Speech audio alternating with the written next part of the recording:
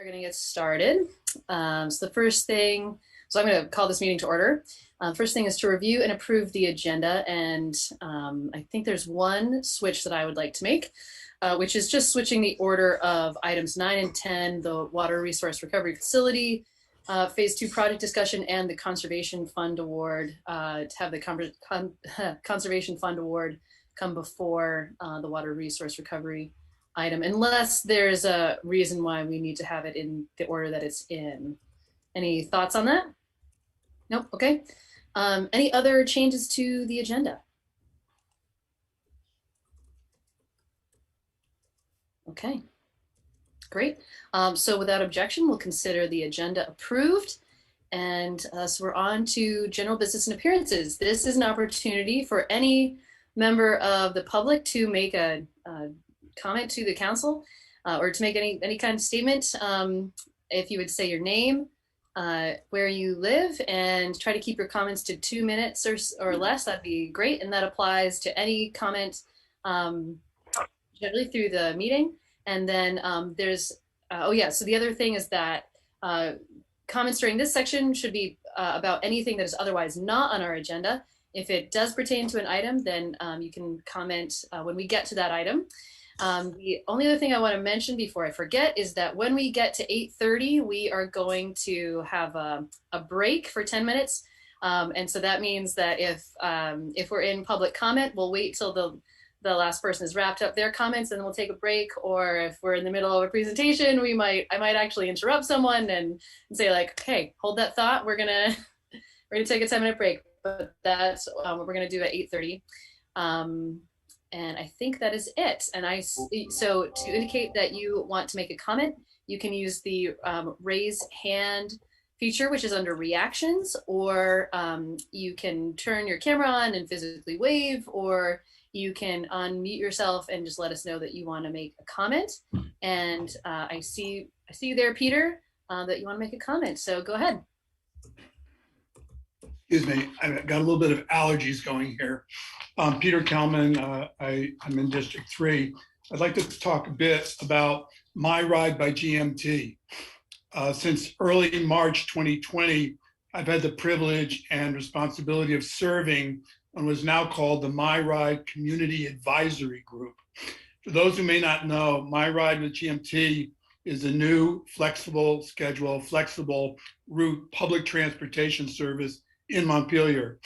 Operated by Green Mountain Transit, My Ride is a pilot project that features technology-enabled vehicles that provide curb-to-curb service, taking you when and where you need to go. The idea of bringing such a service to Montpelier was one of the creative suggestions that emerged in 2016 from Sustainable Montpelier Coalition's 2030 design competition. It was proposed as one possible way to reduce the number of single-passenger vehicles in downtown Montpelier, which would in turn both decrease greenhouse gas emissions and allow for the conversion of downtown parking lots and spaces to carbon dioxide absorbing public green spaces and much needed workforce and senior housing. Over the past 4 years, members of the Sustainable Montpelier Coalition and their allies carried out an extensive process of research, public engagement, and dialogue with vendors and government transportation entities, which ultimately led to the government-funded 2-year pilot program, My Ride by GMT. In preparation for launch of that pilot in January 2021, the Sustainable Montpelier Coalition, Green Mountain Transit, and the Vermont Agency for Transportation convened an advisory group consisting of a broad range of stakeholders, including representatives from the Vermont Center for Independent Living, Capstone, Montpelier Senior Activity Center, Central Vermont Medical Center, and Montpelier Alive, as well as relevant government entities, including the Agency of Human Services, Central Vermont Planning Commission, and the Montpelier City Council. That group has been meeting regularly since March 2020. We had our first meeting just before things shut down for COVID. And during these meetings, we've been commenting on program features, sharing suggestions and criticism. And since the launch in January, we've been reviewing operational metrics being collected daily by GMT. Throughout this process, the staff from GMT has sought and received the candid advice of stakeholder representatives with the shared priority that this service must do no harm to existing riders who are primarily a mix of low income, homeless, carless, disabled, seniors, students. In this regard, the COVID restrictions on passengers density has turned out to be a blessing in disguise.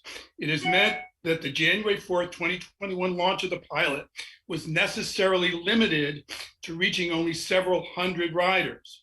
This unplanned, very soft launch enabled SMC members and volunteers to personally interview and educate current riders in the months leading up to the launch, and it allowed GMT and its very experienced software vendor to test their system in the unique setting that Montpelier presents. This turned out to be very fortunate, as it revealed numerous glitches and unanticipated startup problems that, while a bit frustrating to users, didn't rise to the level of the disaster that might have occurred if the rollout had been robust. So thanks to this unplanned soft rollout, meticulous gathering and analysis of data, genuine stakeholder involvement of the MyRide Community Advisory Group, and a determination to do no harm to the more vulnerable members of our community, the chances, I think, are very good that this innovative approach to transportation in Montpelier will prove to be a success and will contribute to Montpelier's net zero energy goals. Thank you. Thank you. Anyone else?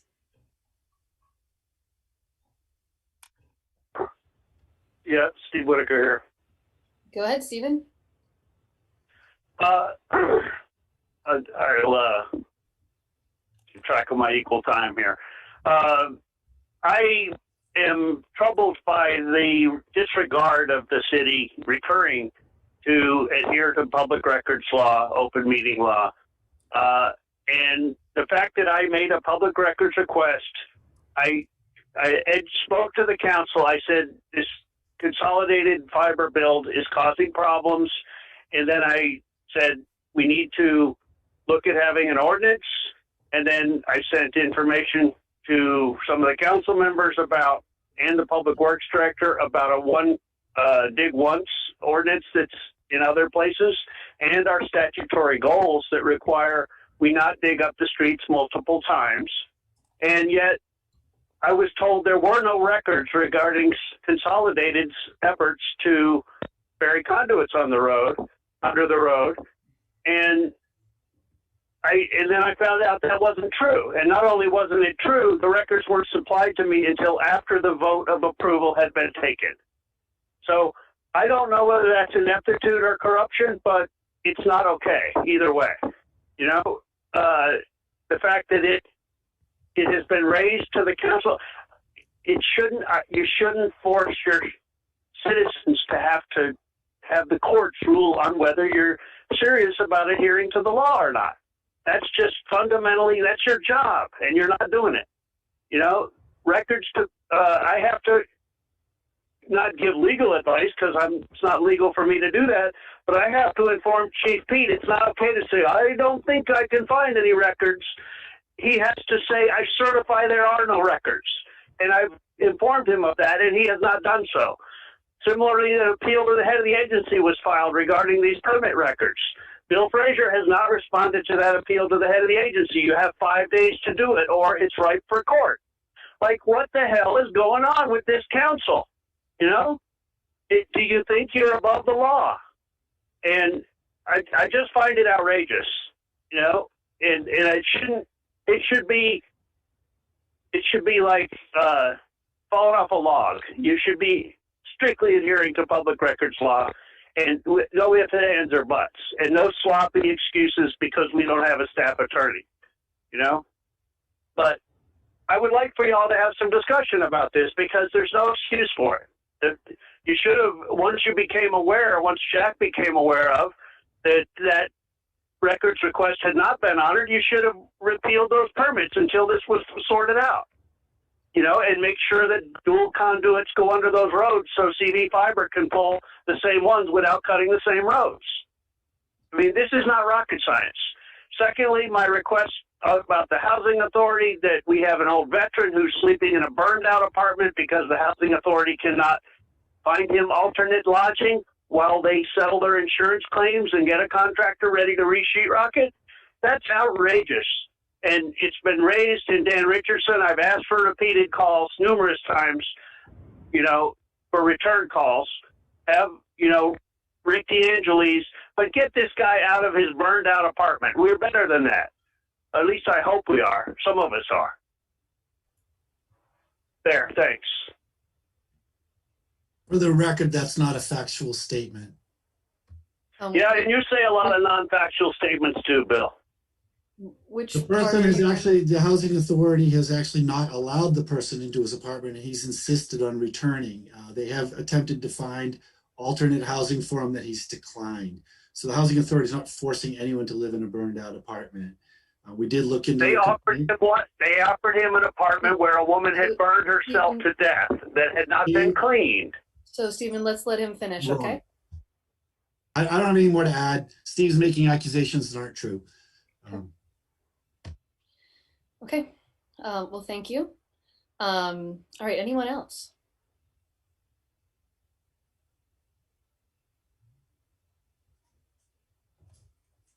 Okay, all right then. So moving on then to the consent agenda. Is there a motion regarding the consent agenda? Jack? I move the consent agenda. Second. Okay, we got a motion and a second. Any further discussion? Yes, Donna. Oh, you're muted, Donna. I was referring to the minutes on April 28th. Just a small addition that I've already given John, but is not in the attached copy for the minutes of April 28th City Council. It's item 133. It says Councilor moved and Richardson second to approve the appointment to the CV Fiber. And so I just wanted him to insert my name. I made the motion. Very simple change. Okay, and so no, any objections to that? Nope. So there's a motion and a second to those who made the motion and second. Are you amenable to including that change to those Yes. minutes? Okay, great. So that's included. Any further discussion? Okay, all in favor, please say aye. Aye. Aye. Okay, and opposed? Okay. All right, so the consent agenda passes, and so we're on to appointments to the Development Review Board. So there are a couple folks who are up for reappointment, and I saw Kate McCarthy here, and I'm not sure if I see Joe Kiernan, but Kate, would you be up for introducing yourself and just telling us about about the Development Review Board and interested in staying on? Certainly. Thank you, Mayor. Thank you, members of the City Council. It's a pleasure to see you all this evening. Thanks for being here. I've been the chair of the City of Montpelier Development Review Board for just over a year, starting in February 2020, that magic month before, and have worked with the DRB members over the last year to try and keep things rolling. And it's been an interesting challenge, but gone, and I've been really, really glad to serve in that capacity. I'd like to continue. I've served on the Development Review Board in different capacities since 2013, just a couple years after moving to Montpelier. And it's just, it seems like a very, I won't say easy, but a very fitting way to contribute some of my personal and professional interests in service of the city. It's a pleasure to do it. I want to say that two things. One, the staff support that we receive for the DRB makes it possible to do this as a volunteer. So shout out to Meredith Crandall, Audra Brown, and Tammy Furry, the recording secretary. And I also would like the councilors to know that I think we've always had a really good mix of people on our DRB, and I'm very proud now of the people who are serving because of the variety of backgrounds that they bring to it. I think it's always in my interest and the interest of the city in general to keep diversifying those backgrounds of experience professionally and lived. But I think we're working well together as a board right now, and I'm pleased to support that. Great. And thank you. And I don't think I see Joe, but I could be wrong. Joe, are you here? Okay. So there are two spaces, I suppose, and two folks who have reapplied for the Development Review Board. There's also appointments to be made to the Energy Advisory Committee. These are student appointments. Greta Sabo and Ava Stumpf have been expressed interest in serving on that committee as youth members, but I don't see either of them on, but I could be wrong. Greta or Ava, if you are here, if you could speak up, that'd be great. Okay.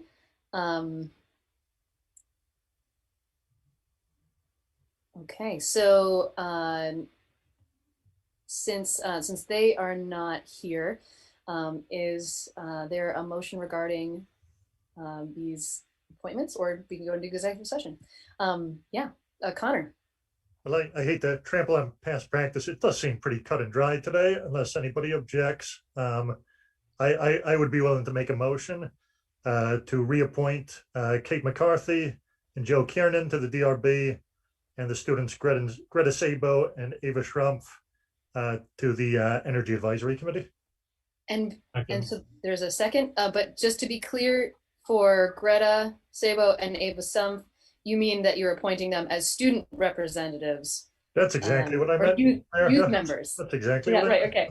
just making that clear. And that's okay with you, Dan? Yeah, that's okay. That's understandable. Okay, great. All right, so there's a motion and a second. Any further discussion? Donna. Well, I mean, I want to thank them all for service, and the new ones, the willingness to come on board, but especially Kate, you've been a long timer, and that's a lot of time. I really appreciate it. Thank you. Yeah, I ahead, share Dan. that as well, with certain gratitude, and certainly, you know, I no offense that it's probably gotten a better board since I moved off. So,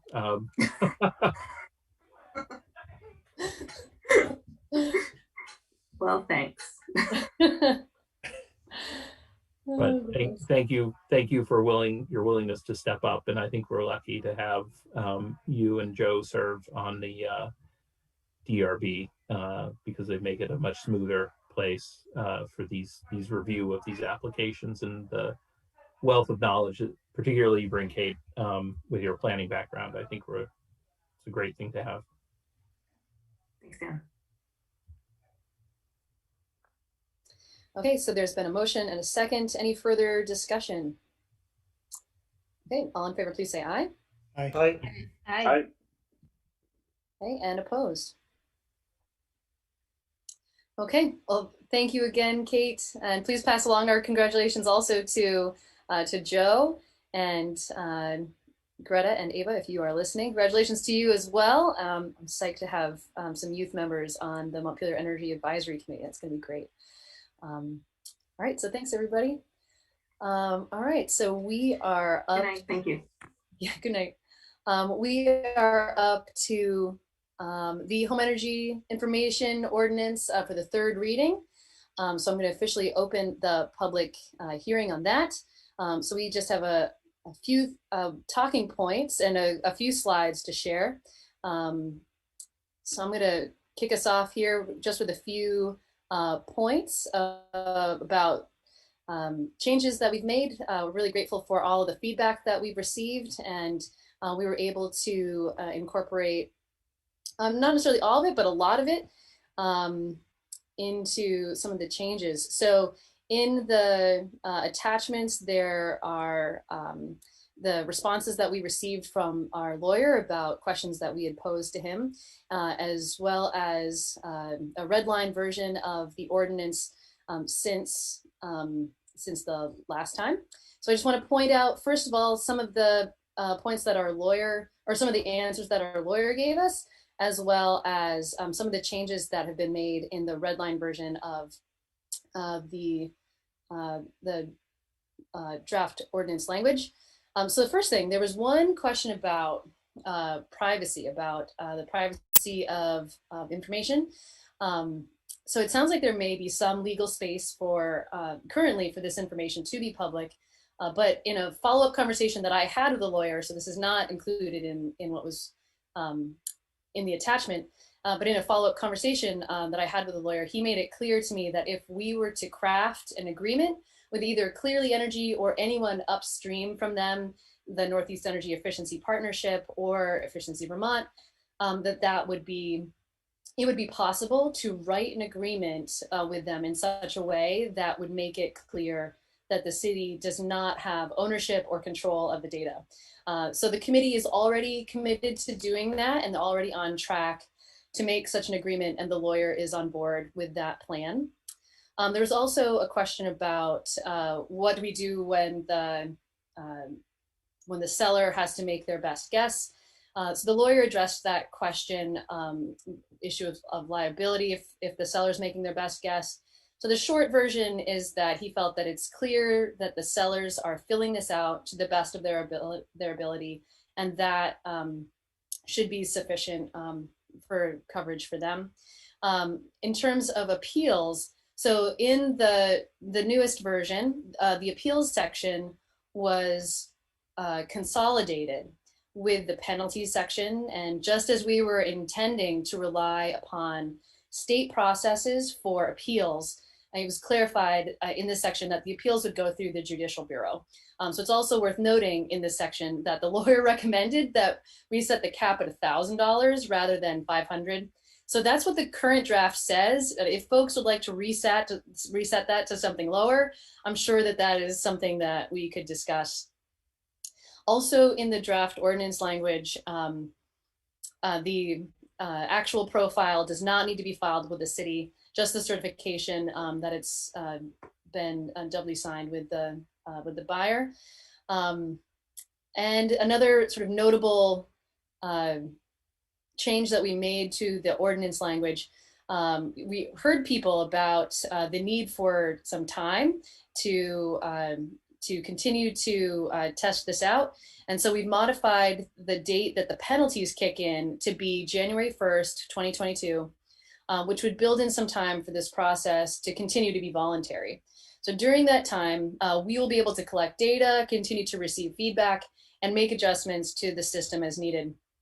We think that that would be good. We think that it would be good to have a check-in meeting or an update on how it's going sometime later in the year. So that's just a few highlights of things that have changed in the ordinance language itself. And I am going to pass it on to Lauren to talk about some equity issues. Go ahead.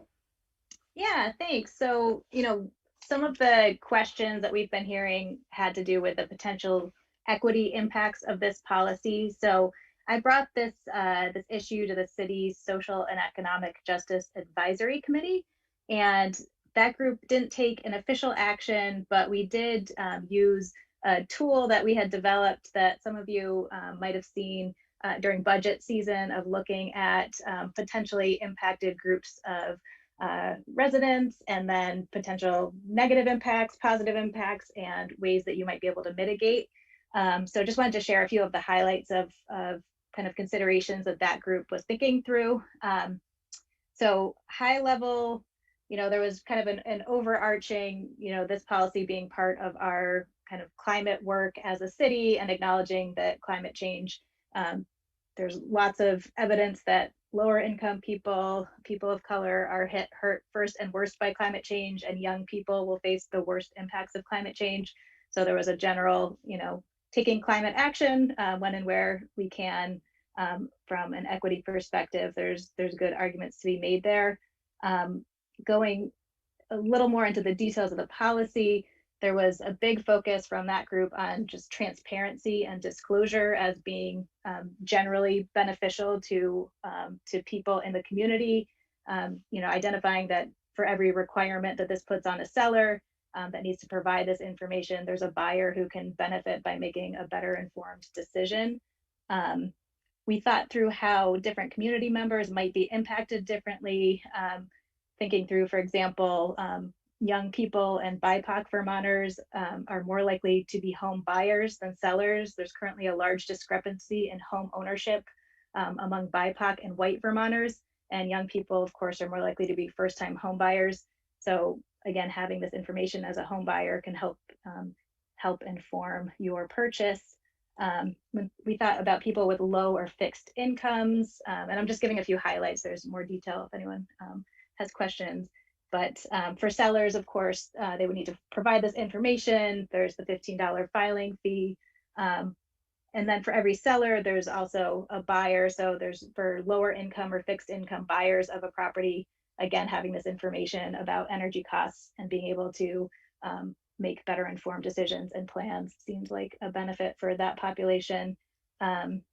We talked about access to affordable housing. So that's one of the issues that's come up. And in looking at what information we had available, of course, affordable housing is a major equity concern in our community.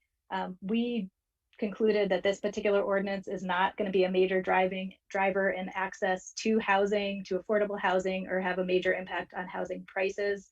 And finally, we identified that there are populations that could have lack of computer or internet access or computer skills, and or for whatever reason might have trouble filling in the form. So we wanted to be really sure and really clear in tonight's hearing that if we move ahead with this, that the city really needs to be committed to providing support for access to the computer, internet, and help filling it out for people who need that help, so that we can make this feasible for everyone to be following the ordinance.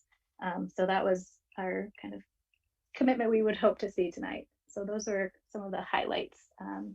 Thanks. Great, and I think next up is Veronique. Yeah, hi, I'm Veronique with Clearly Energy. So I have a slide, which I don't know if it was provided or not, but I have to talk through it. It's just one slide. My goal is really to try to help demystify the modeling approach. Hang on one second. Sorry, Kate, go ahead. Oh, Kate's going to share the slide. Oh, there we go. Okay. So go ahead, Veronique. Yeah, I think from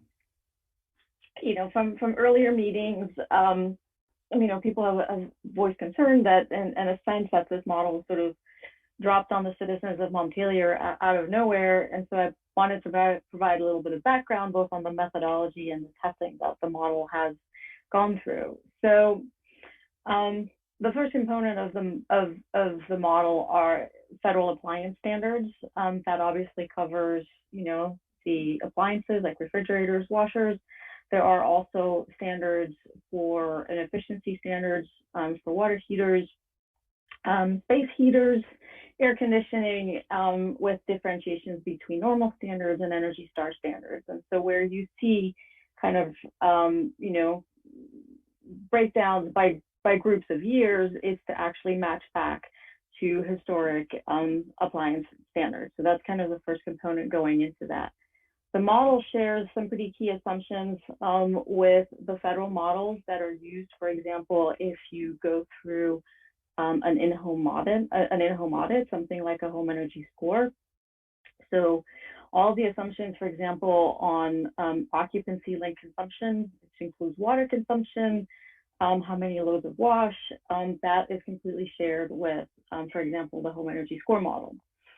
The space heating and air conditioning components are calculated on an annual basis and depend on the size of the home, the type of the home, meaning that a detached home, so it's a standalone single family home, has a different energy footprint from a condo and attached home. Mobile homes are treated separately, as are multifamily units. Weather obviously comes in, so for Montpelier, the same input weather applies across Montpelier. The other factors that go into determining the space heating are the amount of weatherization, the qualitative description of air leakage, and then back to the appliance standards, the overall efficiency of the system.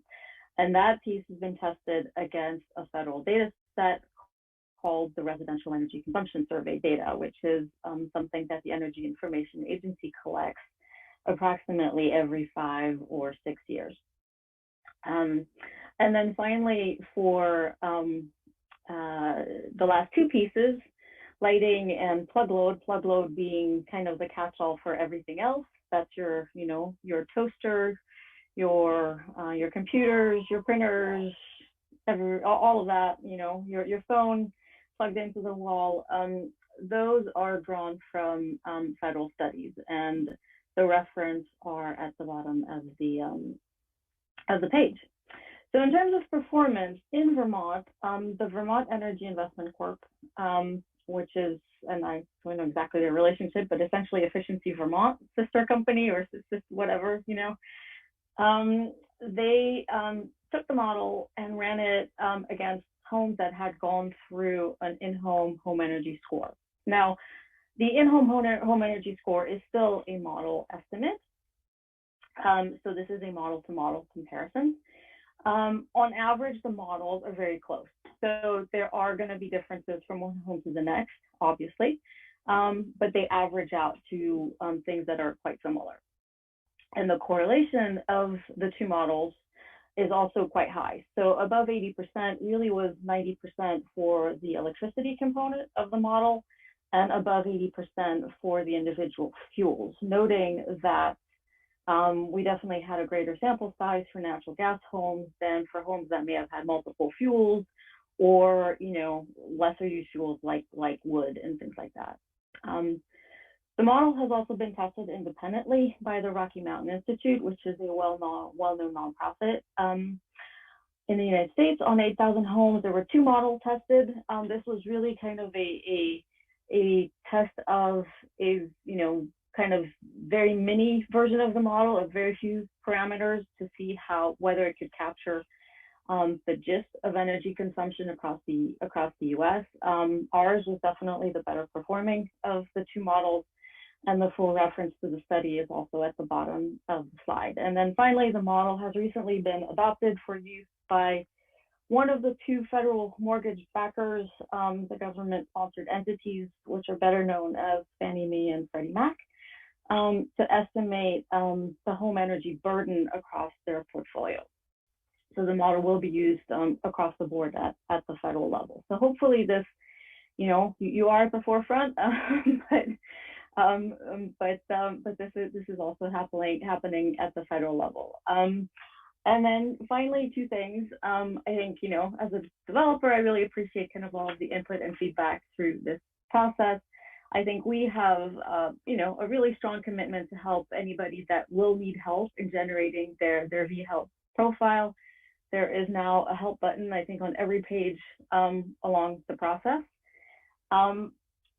And I think we've been pretty responsive at addressing issues. And so from experience with the beta tester group in Montpelier, even if it does take people a few minutes to get started and get registered, you know, it really does not take more than 5 or 10 minutes for people to kind of get comfortable with the system.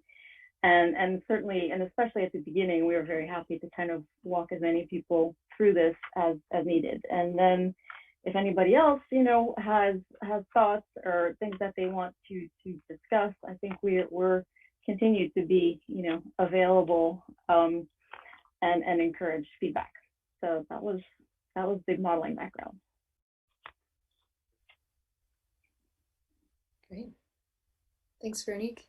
And Kate.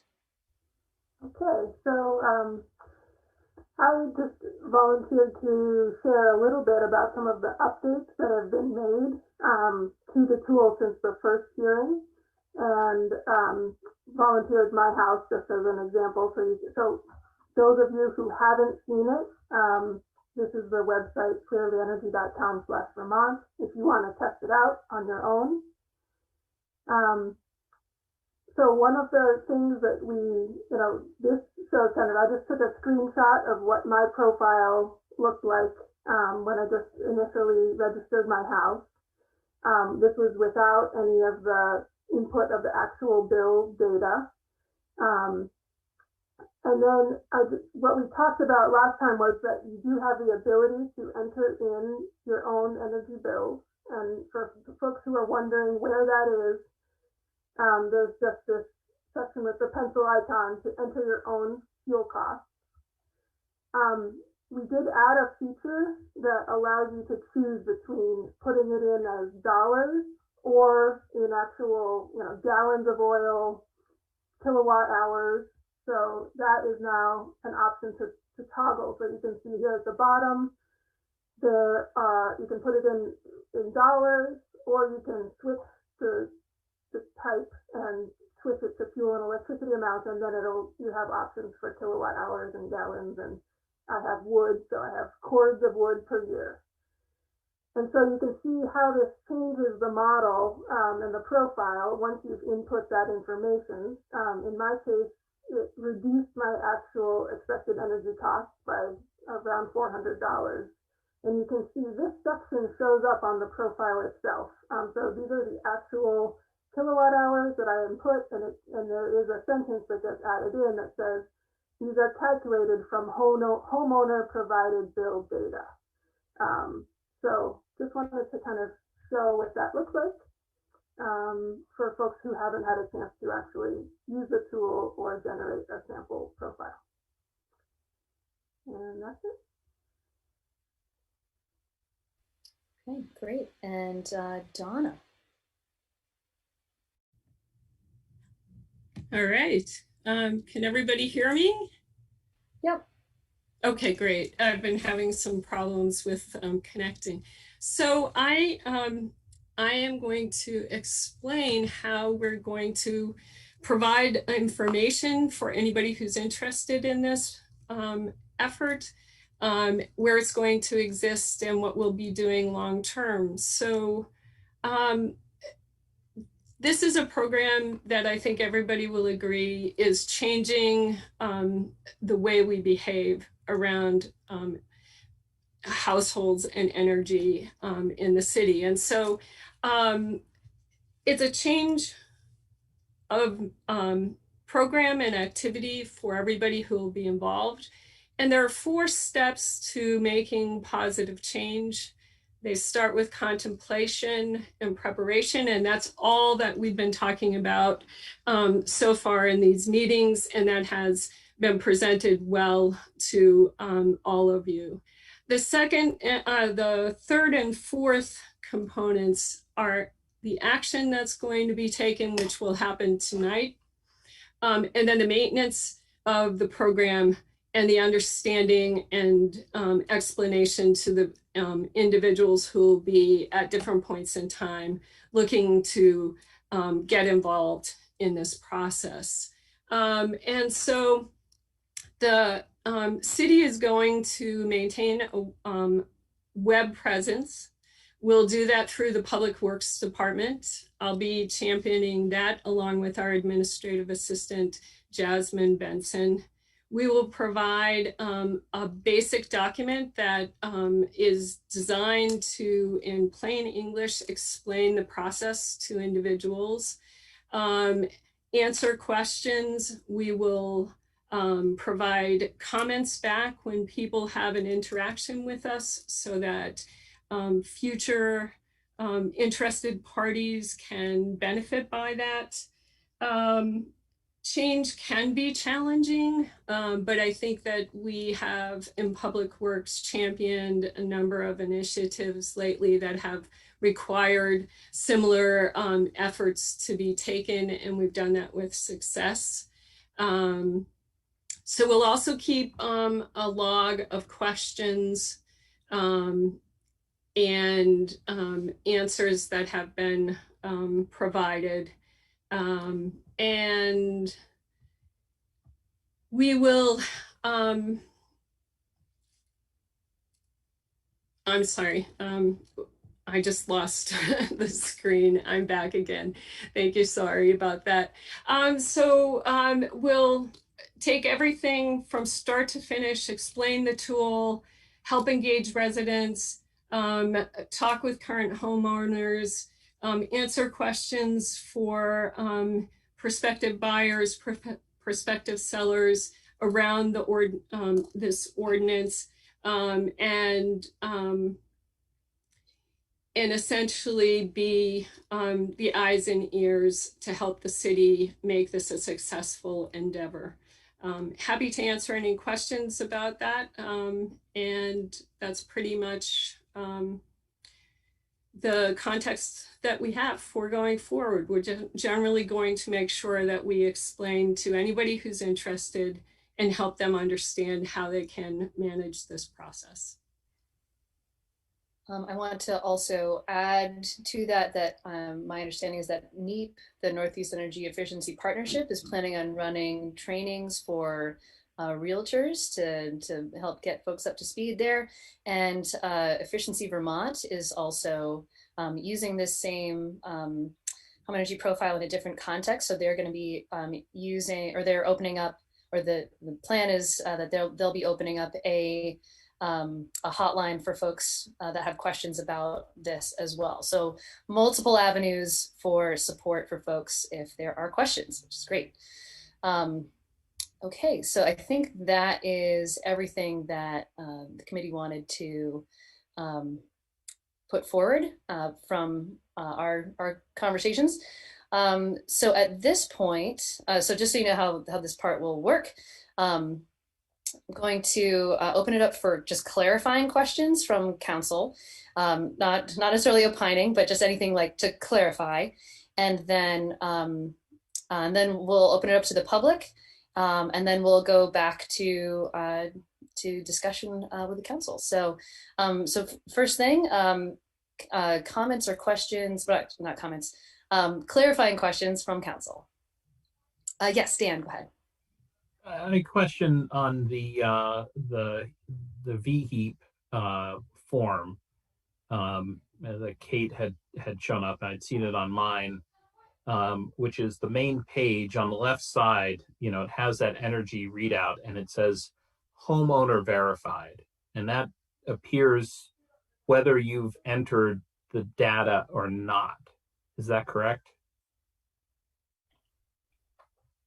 That is correct, and that's to distinguish it from the homes and the cases where we're able to pull in a third-party verified score. So there are homes which have either a HERS rating or a home energy score. In Vermont, it's more likely to be a HERS rating. That third-party in-home, well, in-home with some caveats, but that third-party audit comes with a cost, which is what we use for those homes, and those show up as third-party certified. Then there is an intermediate category, which is third-party verified, if a accredited professional is the person that's actually updating the information on behalf of the homeowner. So there really are only three categories. Right. So the homeowner verified would be there even if someone was to not put in any data on their own, but simply just generate the form, assuming and distinguished from a third party who entered data on their behalf, or a third party that had certified various pieces of the report, right? That is correct. I mean, we could have a default category that's just blank before anything is edited. I mean, at some point, the homeowner, when they create the actual profile PDF, checks a box saying that even if they have not touched anything, that it looks okay to them. And that then carries on over to the actual PDF profile. Okay. I obviously have some comments, but that's the only clarifying question I have at this point. Thanks. Any other clarifying questions? Donna, go ahead. In that same area, if you leave it unchecked, it stays public. If you check it, it's private. Private to whom? Private to sharing. Well, okay. So you're talking about the box that is the checkbox just before creating the actual PDF profile. That's correct? Well, it's the box right under after required. If I check it, I'm saying it's Yeah. correct. And Yeah, then below that, so that box really is primarily there for the Vermont voluntary program.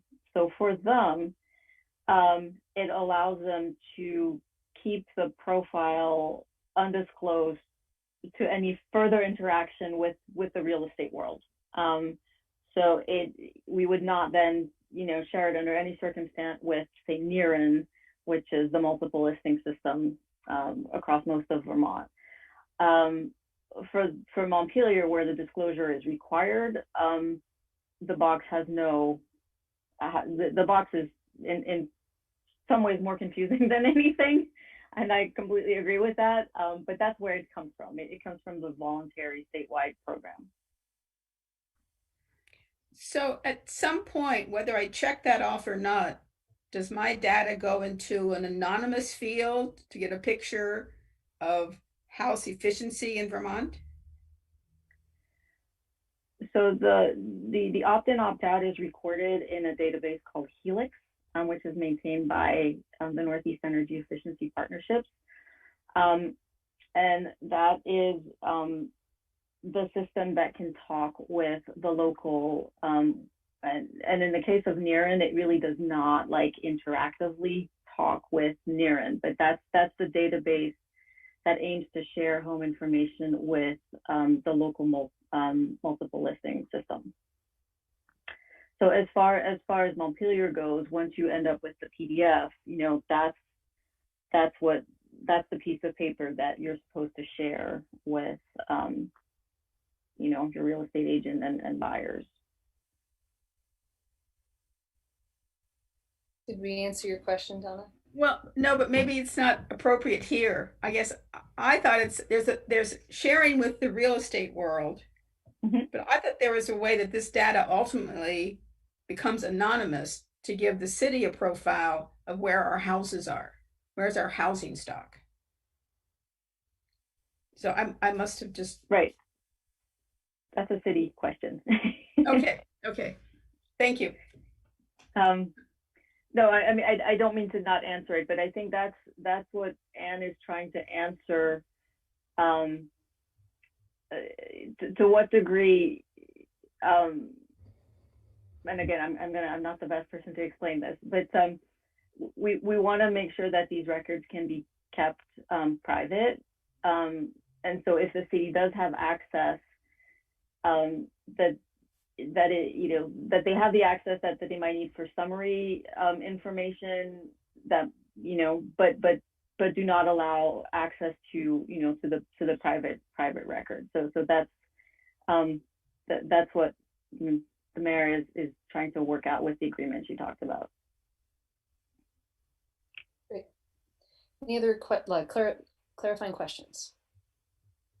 Jack, go ahead.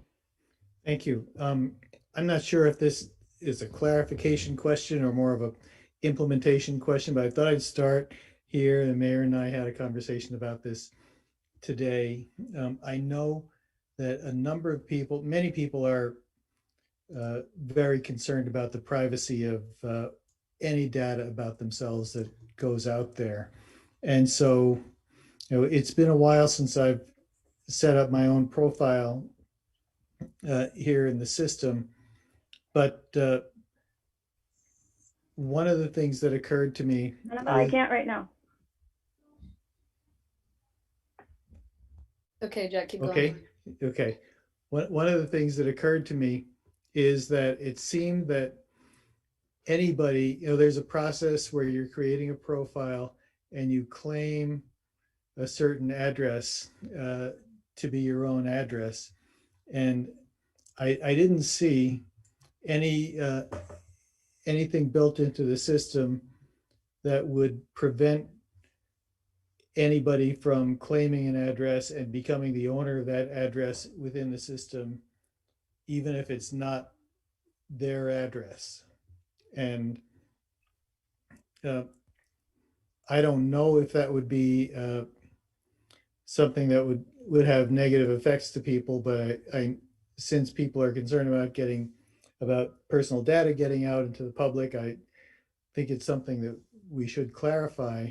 And then the other question, which is similar, which is that if a seller creates a profile, part of that is, again, claiming the address, becoming the owner of that address within the system. Presumably the seller would at some point sell the property. They're no longer the owner of the property, but they're still the owner of that address within your system. And so I was wondering, well, what can we do, or is it possible to transfer the ownership or prevent the former owner from making any changes to the record once that person is no longer the owner? And then a third question is there within the system a way to keep the seller's information confidential once that person is no longer the owner of the property? So it seems like it's a bunch of questions, but they're all in the same area of control of the data. Well, I can address the first two. So when you're initially claiming the home, there are two check boxes. One is I'm claiming the home, I'm the rightful owner. The second is allows you to lock the account and prevent anybody else from editing it for a period of 30 days. And that lock, once it expires, if you are the account holder, you can always go in the system and relock it. So that's kind of how we ensure that if you don't want anybody else to access the profile, nobody else can access the profile. The second question is there is a way to share the profile with either, on a voluntary basis with, another party, or with the buyer. Now, I'm not sure how the seller, would know the identity of the buyer, but there is a way to sort of share access. So there is a way to lock and unlock access to the profile by the owner / seller, and there is a way to share. And all it does is it sends an email saying you've been invited to access this profile at this location. So that, I think, addresses at least in part your second question. So the third question is more difficult because we have no information on the real estate transactions, which means we do not know when the ownership changes hands, at least not at this point. So besides the fact that the lock naturally expires, and that the new owner could then go in and claim the home and take it over that way, we don't have kind of a rigorous way of automatically switching the ownership. That leads me to another question, which might get us somewhere. Once this profile exists, and you've bought the house, you're the new owner of it, is there any use that you would be likely to make of this profile as a home owner, or is it only really relevant to a home seller? Like, would you care about even having it once you buy the house, or do you even care about having the profile? We hope so. That's a broader discussion. I will give you sort of at least one example where it could become important. So we're currently running a pilot program with the Vermont State Employee Credit Union. They're offering a 0.5% discount on the 30-year mortgage for anybody that wants to do an energy improvement on their home. So in this case, what we're seeing go through now with this are refinances. So those are owners that are refinancing their homes. They need to document the energy use consumption of their home. there's a lot of, it's a pilot, there's a lot of figuring out that is happening along the way, but one of the documents that we're generating is this Vermont home energy profile for sort of the before and after the work of the home.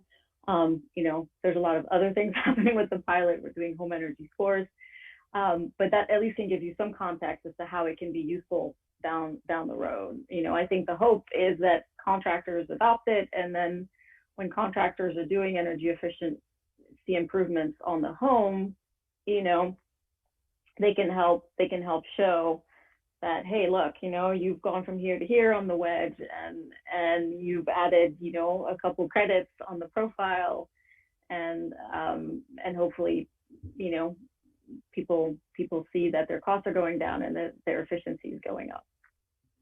That's useful. Thank you. I have one, I think this is the last question for right now. And again, it relates to protection of data. I know it's not set up this way, but is it within your technical capabilities to change the profile creating process so that the profile is locked by default, and it would only become unlocked if the owner of the profile chooses to do that? So from a technical standpoint, yes, of course. I think the question is, we do have to allow somehow for new owners to claim. So I think, if that's the route that you want to take, then we would need to have sort of a, this problem, and this is what shows up now. It says, right, this home is locked for editing. You're out of luck. An added thing that would say request permission, request access, and that access would then be granted, but then we would need some rules to make sure that we're granting access to the person we're supposed to be granting to, namely the new owner. So there's a little bit of rule definition. It's not really a technical problem. It's more of a defining the rules that you want to operate by. Okay, thanks. Dan, go ahead. Sorry, Jack's line of questioning raised another issue that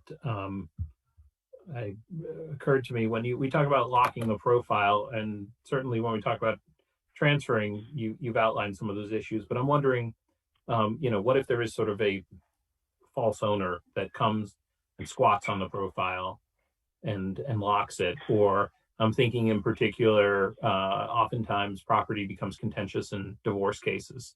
So, both people are on the deed, but one person is actually trying to sell it while the other person may be trying to frustrate such purposes. To what extent, and I think the questions within that are, to what extent are you able to, and I presume the answer is you can do this technically, but is there any process in place for unlocking the profile if there's a false owner or a bad faith squatter of some kind? And the other is, even if it is locked, can a person generate the necessary documents from the system?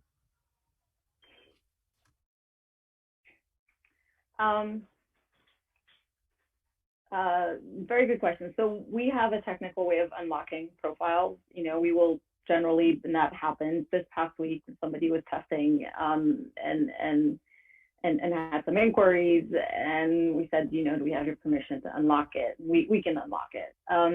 I think if it's a contentious situation, it puts us in an interesting situation. I don't know, I guess, as part of the rules of the road, we'd have to kind of know who to refer to as the city or but from a technical standpoint, we can unlock a profile.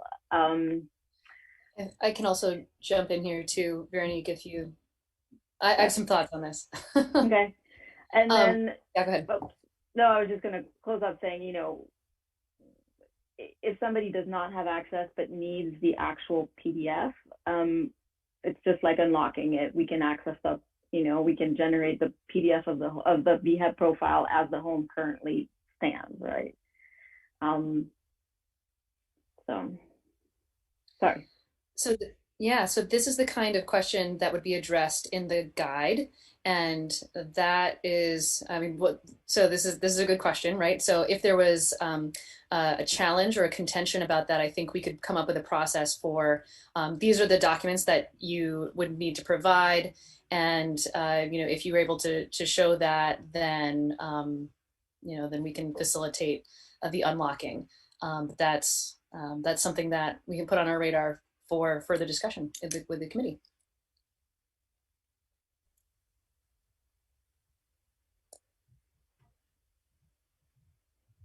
Okay. Okay. Any further questions, clarifying questions?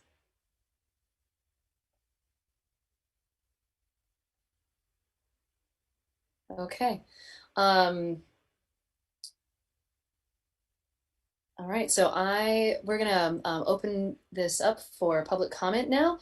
And Susan Labarth, I see your hand there. You've been very patient. Thank you. Excellent. So you're gonna go first here, but I also just want to clarify again.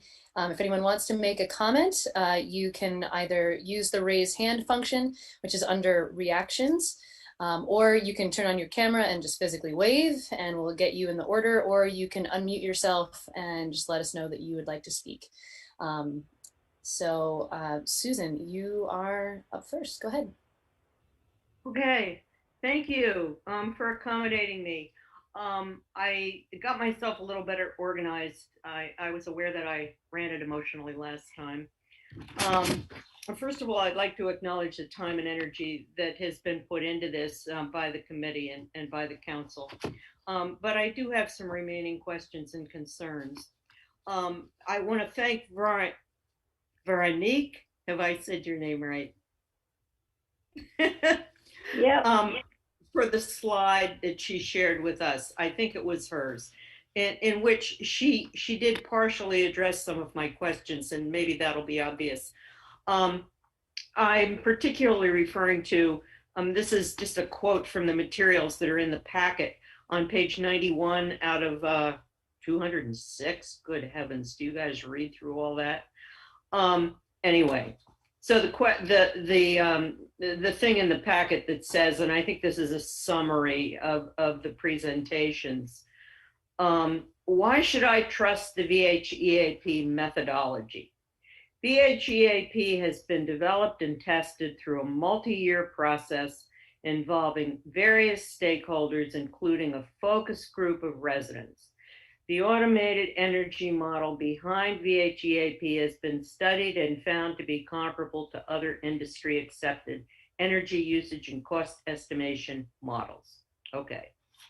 I'd like to know, has the council been privy to or been provided the details of those actual studies, the data demonstrating validity, reliability of the tool itself and or of the algorithm that underlies it, including the method used, the number of subjects, and the data analysis?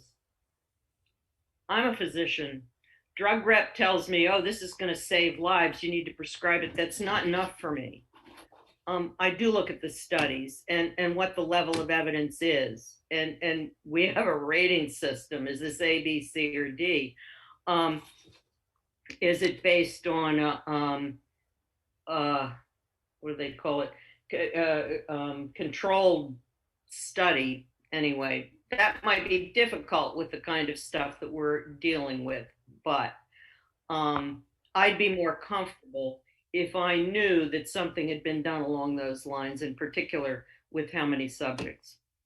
In addition, studies with data demonstrating the outcomes of use of the tool, the benefits and the harms. Okay, not just this is going to cure your cancer, but are you going to throw up or die earlier? In terms of this particular project, is it going to, in fact, decrease Montpelier's CO2 output or some other environmental benefit? And what will be the harms to homeowners or buyers or real estate agents or what's the guy that's going to manage my estate when I move to Greenmount Cemetery. The harms possibly to the municipality or to the environment. Once again, methods, number of subjects, data analysis. Has the council been privy to this kind of information? Do we really have a clear idea of what we're getting into and what we're prescribing to the community? That's my question. Those are my main questions. I do have some problems with the energy tool itself, aside from validity and reliability and reproducibility and all of that business. It took me over a month to get into the website. I kept getting these cute little error messages. Sorry, something went wrong. We're working on it. And that's and then you're going to be paying fines because you haven't filed for 6 weeks. I don't remember what your fine structure was, but what's that going to add up to?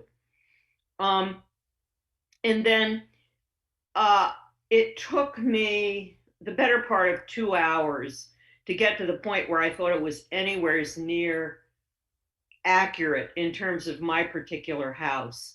It took me about half an hour to just do the part that was kind of, whatever you call it, the standard home that was built in 1904 in Montpelier, what have you. And that initial thing came up more than $1,200 more than my actual energy expenses. More than $1,200. When I spent another hour tracking down some of the, first of all, figuring out where to click and where that little pencil was that allowed me to change things and how to get to that.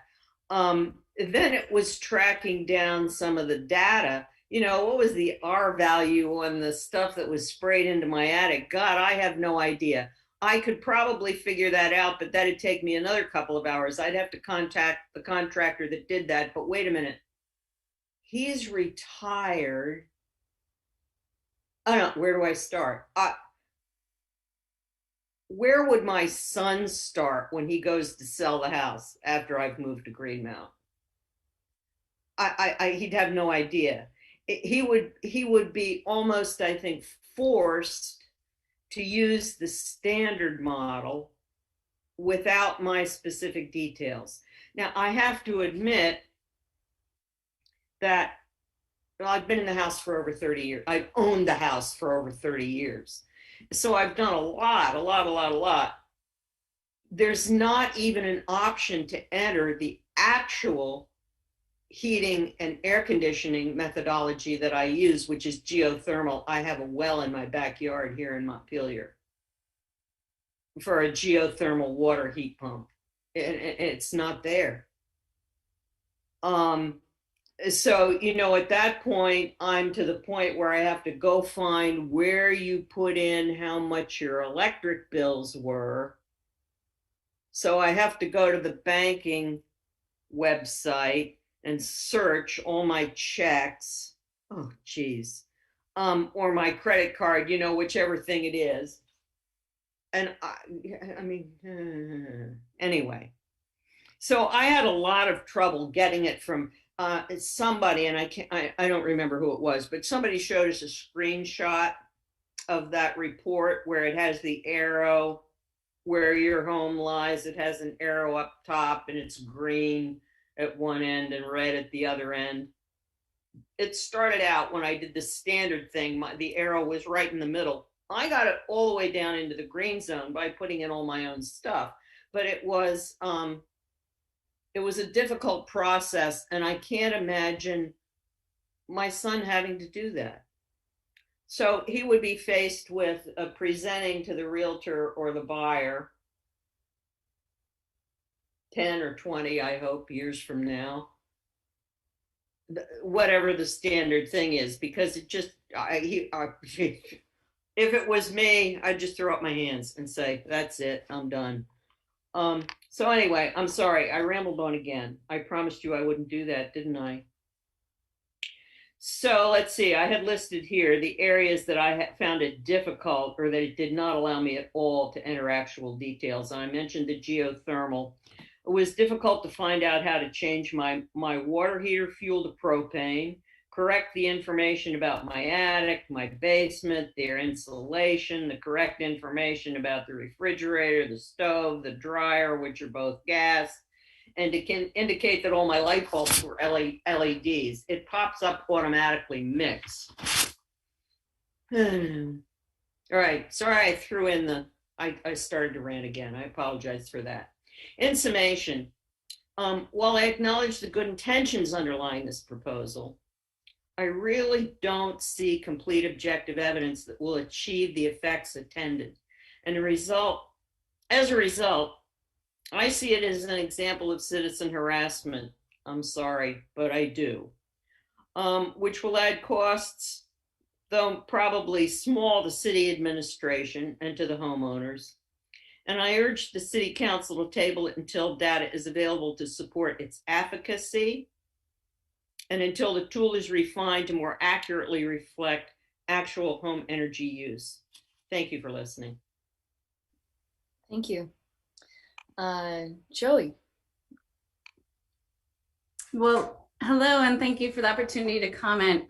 This might be sort of a mind-bending pivot from the comments you just received, which I appreciate a lot of what you just shared, Susan, but I just want to start by saying I have a different view of the importance of this small but important step, and just really appreciating the work that you have put into exploring, essentially giving people fundamental information about their homes, which we expect and demand when we're talking about, looking at a miles per gallon sticker in our car. So I really appreciate, I think about, Susan's thinking about her son on her way to Greenmount. I'm thinking about my daughter who's 9 years old, and the small but important steps we need to be making to become more energy literate. And when we're talking about selling our homes and giving people a sense of the energy costs and the opportunity to reduce those energy costs, and also to think about that at the point of sale. This is again, I just want to underscore what I think this is a very, I appreciate the really thoughtful consideration that's going into this, and clearly more time needs to be taken to work out some of the kinks. So I appreciate there's a little bit of a lag time before any fines are, like established, and more work will need to be done to protect privacy and really sort of unpack and address some of the concerns that have been raised already. But it strikes me that this is really crucial information to be giving potential buyers of homes. I just think we've committed to net zero as a city. I'm proud of that, living here. I think it's fundamentally important, especially at the point of sale, to give people an assessment so that they can make informed decisions about what they're entering into in terms of the cost of the home and the opportunities that they may have in front of them to access some of the incentives or the programs that the state of Vermont offers to reduce fossil fuel consumption, which is, again, not only good for people's pocketbooks, but good for the planet. And when I think about, my daughter and young people and future generations, this seems like one small but fundamental step forward to, again, give people information in a transparent way. And I appreciate underscoring the opportunity and the need to work out the kinks and really dig into the considerations that people are raising. But fundamentally, I really hope that you continue to move forward in embracing this as a city of Montpelier, and also recognizing I work on energy issues.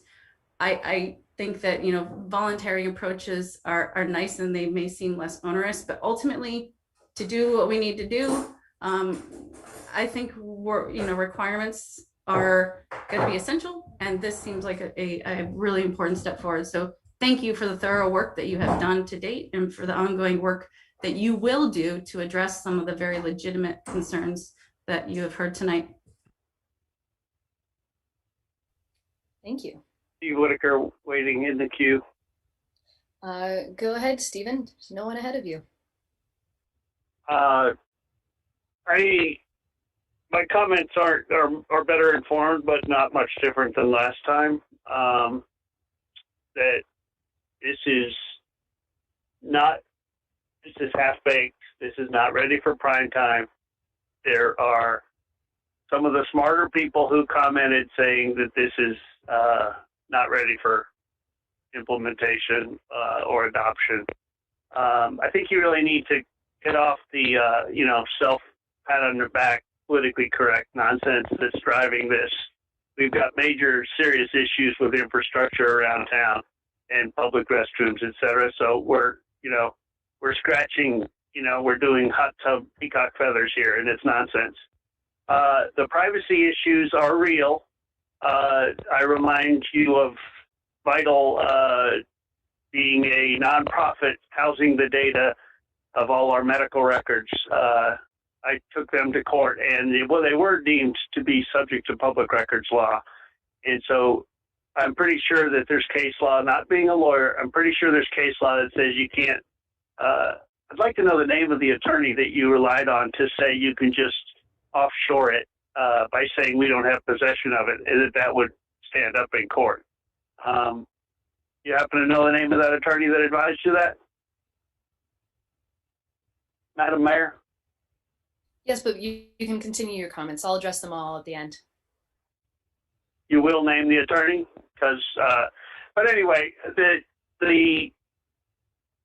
complications of this, I think if the citizens that want to sell their house at a premium can pay for an energy audit and get it done properly by a professional, this is kind of a do-it-yourself, averaged and generalized. Even the 30-day lockout, I like that somebody else can capture your profile on the 31st day. It's comic how half-baked this is. While the intentions are good, I understand the intentions are good, and someday it may be ready. It may be a public service. It may be something that the League of Cities and Towns hosts and keeps secure for all its member municipalities. But to be going about it the way we are, I have to agree with the person that called it citizen harassment.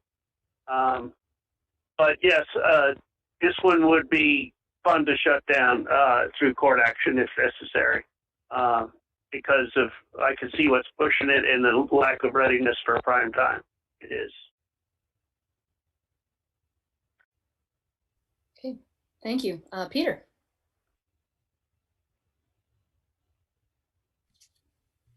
Okay. I prepared some remarks, which I'll deliver some of. But I'm going to have to deviate because of some of the opening statements presentations that were made.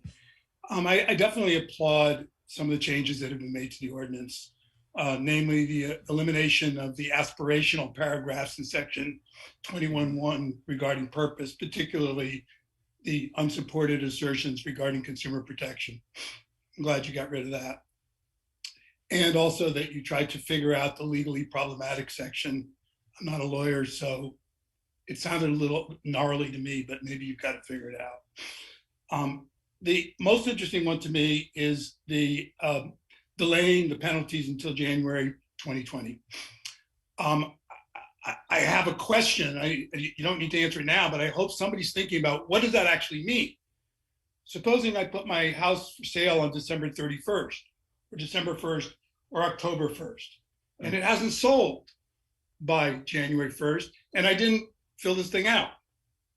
Well, I started the process before I didn't sell it. Now am I gonna get penalized because I didn't? I'm not sure what that cutoff actually means legally. So I hope someone's gonna figure that out. But the idea of the delay is a good one, a very good one, provided that you really are able to do the things that you are going to need to do to make this ordinance work. Now, I've sent you guys lots of emails about suggesting things, and I heard some responses that seemed to be, quote, answering me. I'm not looking for answers. I'm trying to get you to do the right thing. I'm going to just give you one very good example. Lauren, I'm glad you brought it up with CJAC. I sent information to CJAC for months about this, never got a response. However, I want you to notice that your harms were all focused on the buyer. You did not address the harm to the seller, and you did not address seniors. I'm going to tell you right now, there are 100 seniors who are going to have to sell their homes in the next 5 to 10 years. And these people, and I think Susan Labarth gave you an idea of the frustration that she's considering. I tried to use this on our home that we're selling right now. And boy, am I glad that we're selling it before this goes into place, because it is impossible, I think, as Ben Hoffman showed us, it's impossible to actually input stuff that is accurate. And it leaves you with either having that sort of taking all the numbers that Veronique showed us that come from this national database and this national database and this national database. But this national database is not necessarily a reflection of Montpelier at all, and certainly not of my home or Ben's home or Susan's home. And when seniors are in a situation where they have to sell their house, this is going to harm them. And I think you guys have got to take some very, very serious look at mitigation for seniors. You really need to think about that. And I also think you need to think about, you saying, oh, well, low income people are many of the buyers in BIPOC. That is true. But until there's more than a pilot program with VSECU to knock off half a point, think about the real problem of affordable housing in this town. And think about the fact that this ordinance is going to drive up prices of everything in this town. Because the people who can afford to do this, like me, are going to do it. Oh, and here's the dirty word, voluntarily. We're going to do it. And our houses are going to increase in value, and people who cannot afford to do it. Notice how few people are here today. And I can tell you, I talk to people every day who are low income or moderate income, and I tell them about this, and they just shake their head in disbelief and fear. But they're not here. They don't have time to be here. They're trying to hold their lives together. And I think CJAC needs to go back and not just think about young people and the buyers, think about the sellers. Think about the pressure that this brings. Now, I'm not going to go, I had a whole section like Susan's. These studies, and Ann sent me some of these studies that, I think 4 or 5 studies, and I looked into them. These studies are non-comparable. They do not apply to our situation. Most of them are for new construction. We're not talking about new construction here. And when they're not with new construction, they're using things like HERS and LEEDs, other completely different instruments. This instrument, this VHEP, was developed for Vermont, not for Montpelier, and you guys are making changes in it. This instrument has not been tested. Oh yeah, you had some focus groups. Listen, I was in publishing for 20 years. I published software for 15 years. I would have been fired if I tried to publish a program or put out a textbook based on focus groups. Focus groups give you general guidance. They do not give you the kind of testing you have to put this thing through. I went through this thing with my wife, who was an editor, and we tried to figure this out. That interface has so many flaws in it. If an editor brought this to me, I would have said, come back when you've made it close to being acceptable. This needs a lot of work. Where is the plan to, I don't want you to tell me, oh, we did this, we did this, we did this. You need to do more. You need to do much more. And as for Efficiency Vermont answering questions or NEEP answering questions, we tried to, we had the same problem that Susan did. We couldn't get on. Finally, we got to Veronique. I don't know how, and she did some magic fix and we got on. You know what the magic fix was, it turned out? Because my wife asked. Some programmer in her company got us mixed up with another program. That's the kind of startup problem, human error that is bound to happen. And that's why I told that little story in the beginning of the meeting about how my ride was developed slowly over time with genuine stakeholder involvement.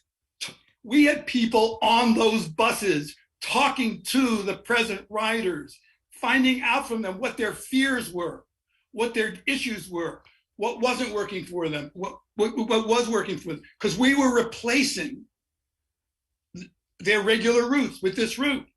And we made changes to, and we made via a much bigger, much more experienced technology company than Clear Energy. And we showed them how their model that they've had in Copenhagen and here and here and here and here wasn't working here. And Ann says, oh, well, we have to be careful about Montpelier exceptionalism. I'm not talking about exceptionalism. I'm talking about each place is unique. And we need a program that will work here and has to be tested here and has to be tested in high stakes situation. Having a few people, go through this who are already predisposed to this, to this using this tool and giving ad hoc suggestions is not the same as testing it out with real people having to sell their homes. And I would strongly propose that instead of having a delay of this ordinance, you change it and have a program that will be studied and encourage people to participate voluntarily, help them through the process, and they will help you to redesign the instrument appropriately. But if you just say, oh, for the next 6 months, we just won't enforce this, that's not going to get you the right group to do testing with. So I just have to say, I'm more discouraged by hearing these defenses, hearing Donna assure me that Jasmine and the overworked Public Works Department is going to be able to answer the questions. I have about 50 questions. Who am I going to talk to? Veronique about this. NEEP about, we called Efficiency Vermont. They didn't even know, they didn't even recognize the word VHEP. I hope you guys understand that you've bitten off more than you can chew. You need to delay this. You need to run this as a voluntary program. Sorry, I didn't mean to sound like Steve Whitaker. Thank you. Thank you, Peter. Susan, I see you've got your hand, but I want to make sure that anybody who hasn't spoken yet has the opportunity to. So anyone else who has not yet spoken like to weigh in? Yeah, Peter, I see you. Go ahead. Thank you. Yeah, for some reason my hand doesn't raise, or the hands that I sent you didn't see. So Peter Tucker, I'm a resident of North Park Drive in Montpelier, and also work for the Vermont Association of Realtors as their Director of Advocacy and Public Affairs. And I've been involved for the past year with the statewide, programs to develop, this similar system. And I've learned a good deal about it. One thing I've learned tonight is I actually know, I think, a quarter of the people who have tested this program, because I am aware that, around 16 folks were in the Montpelier focus group. And, you've heard from some residents that were able to get through it and get on the profile. And I think their results are, kind of indicative. I was able to log in, claim my home and log into the profile, not an incredible amount of difficulty. What I wanted to see was how this system works with kind of the default settings that it has. As we know, City of Montpelier provided a lot of information to NEEP to populate through public records, tax records. So when I called up that default profile, and I looked at it and I said, boy, I mean, I'd have to change this and I've got to change that. There were 13 fields that I felt like I would have to correct before the profile even started to represent my home. It's a combination of public records and assumptions. But I think that the majority of that public record information is going into or is part of that algorithm that defines a home. Whether or not the owner creates additional inputs in their profile. So, my experience has been that this system has a number of issues with the records that it's working off of. Something I can tell you is that this profile cannot auto-populate our multiple listing service system. There's something in the software design of our multiple listing service that doesn't allow for auto-population. So that is, that's just another kind of, one of the challenges of the profile. We worked hard at the state level to protect the privacy of owners who did enter information into the profile. It's very important from our perspective that that information is made available only if the owner wants to make that information available. If this ordinance becomes mandatory, that it's kind of taken out of their hands, as we saw. The checkbox really wouldn't apply because they would be forced, whether they wanted to or not, to provide this information. The realtors and I have had continual conversations with brokers in Montpelier, and I'm sure you'll hear from at least one later, are really concerned about the ability of this profile to represent properties accurately. And they oppose, the creation of this ordinance. And it's very clear to me that they feel strongly about that. Just a couple of other thoughts that I've had, after the first hearing. Applying this to for sale by owner properties is going to be extremely challenging for the city. Our multiple listing service, publicly available, anyone can go on and take a look and see what's there. Some for sale by owner, websites are available, but there'll be many that you're not aware of. But at the end of the day, why are realtors concerned about this? And the real reason is that we work with property owners every day. We work with buyers as well as sellers. But, I think the point that's been made here this evening is that there are sellers of older, vulnerable sellers or older properties that are just not going to do well, in an energy profile analysis. I agree that the statement of purpose, reducing that or really taking most of that information out was probably a smart thing to do. Because at one point it did say, this is for buyers to properly price properties. Having spent 25 years as a broker, I know that what that means is that buyers are going to use it as a negotiating tool to get a lower price on the property from a seller who may not be able to either make those improvements or be able to afford that loss of equity in their property. So, that's why we're here. That's why, Tim Haney's on the call. And that's why we're concerned about it. It does have an impact on your community. It's an impact on, your constituents, the voters of the community. And if it's not working incredibly well, now is not the right time to enact this ordinance. So I'll leave it at that. Thank you, Peter. Anyone else who has not yet spoken want to jump in?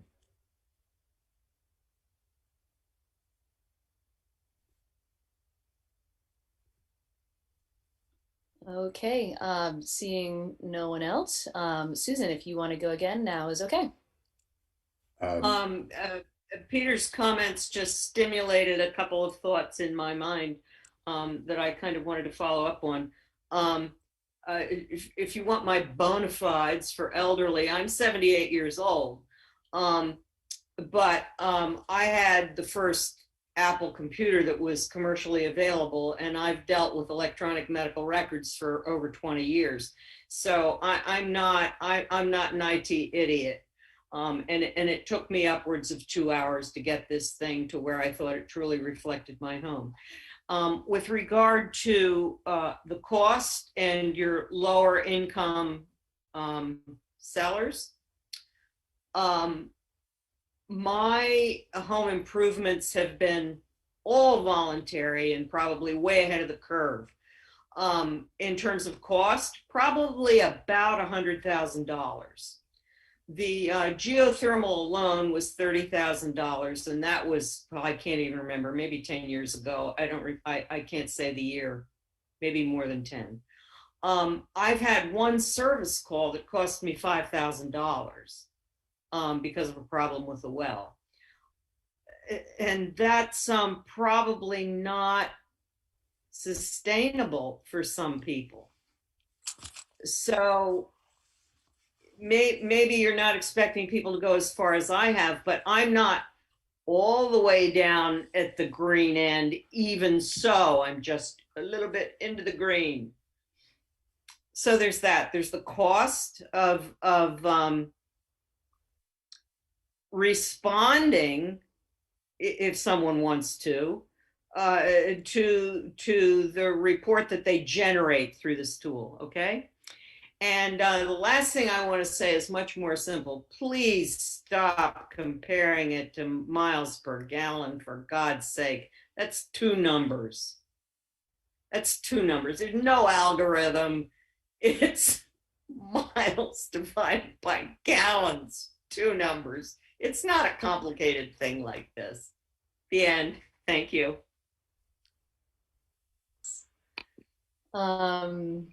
Just want to check again if there's anybody. Oh, Ben Huffman, go ahead. I had thought I would not make any comments because I know I've made my points pretty clear, I hope. But I guess I can't resist, particularly with Veronica. I don't know how to pronounce her name. Veronique? Veronique. Say it again. It's Veronique. Veronique, okay. Two things I want to raise. One is simply that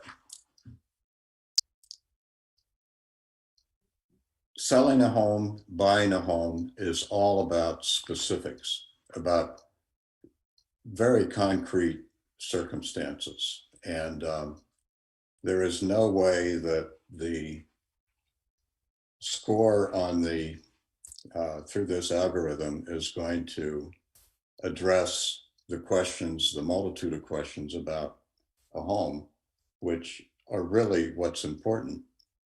And as you know, Anne, I had about a year ago the interest in trying to develop basically an alternative to all this through using public monies to assist people to actually collect genuine data through professional audits.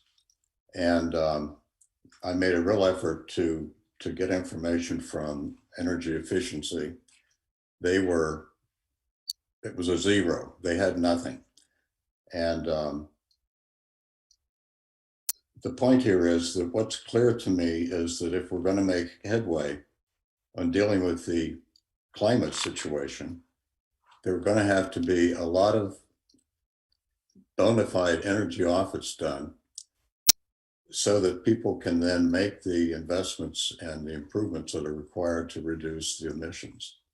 And if in fact a thorough, complete professional audit, including the scan and the air infiltration, can be had for roughly $400, I see no reason why that should not be what is mandated at the point where something is offered for sale, with the cost of that shared by both the seller and the buyer.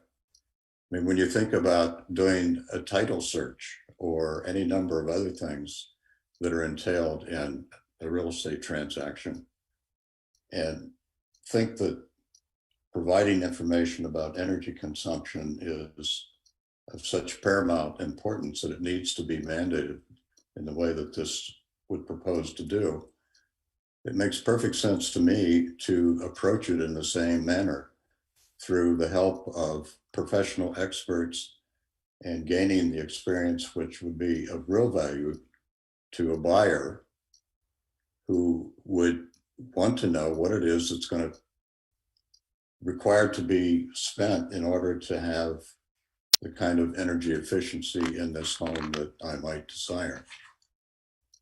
And I guess there's no point in, pursuing it further. It looks like there's no opportunity whatsoever to, in this current proposal, to do something other than go through the mystery algorithm. And so I will just say I'm disappointed in my city taking this kind of approach, and leave it at that. Thank you. Other comments from anyone who has not spoken yet?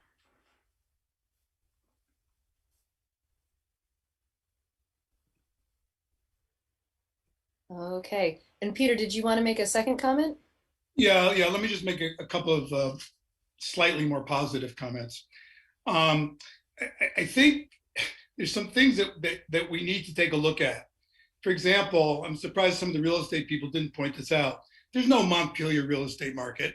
There's a Central Vermont, Greater Montpelier market. And some of the materials that have talked about a level playing field. Well, how is it a level playing field if Montpelier sellers need to do this and East Montpelier sellers don't? We need to think about the fact that, like the governor says, we're not an island. Montpelier is not an island either. The second thing is, and I'm sure, I know there are politics behind this, but come on, if we are serious about wanting buildings to be greener, how about the commercial buildings? Why is this only for residents? Why? Because we're more vulnerable. We don't have the clout. Okay, but you guys, if you guys are serious about this, you need to turn to the commercial owners of commercial property and say, this is going to apply to you too. And the third thing, and I've mentioned this a number of times, how about waiting and seeing what's going to happen with the Green New Deal? The feds and the state may really have some answers for us that are going to be more than about 100 houses a year, which is really anemic. And then the last thing I want to say is, and those are all positive. Let's wait and find out what happens. Let's talk about this as a regional approach, and let's get the commercial properties under the same kind of treatment. And by the way, on these studies, the materials that you guys showed us last week alone in the presentation, the VHEP has been used, and similar tools have been used almost exclusively in non-mandatory settings. Look at the map of the very, very, very few places in the country that have done mandatory, and ask yourselves why. And I think a lot of the problems that we've been talking about here would go away if this was voluntary. And I'm sorry, but voluntary does work. And we do not have, Lauren, we do not have decades of evidence that voluntary measures don't work. Are they enough? Probably not. But are these 100 homes enough? Absolutely not. Because I don't think the answers are anywhere in what a municipality is going to do. They are what the federal government's going to do, what the state government's going to do, what countries are going to do together in Paris Accord kind of things, and they're in the hearts of individuals. And the hearts of individuals not only include caring about the future for our kids, about the climate, they also care about sending our kids to college. They also care about putting food on the table. There are lots of things that people care about, and making them feel like criminals because they haven't filled this thing out. That language is so punitive.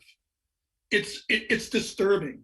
It really is disturbing. When you make something a law and have penalties associated with it, you make people who feel that they can't do it feel like criminals. It's blaming the victim. All right, I'm going to shut up. Okay, thanks, Peter. Anyone else? Yeah, I'll just say here to that person and say I didn't want to sound like Peter.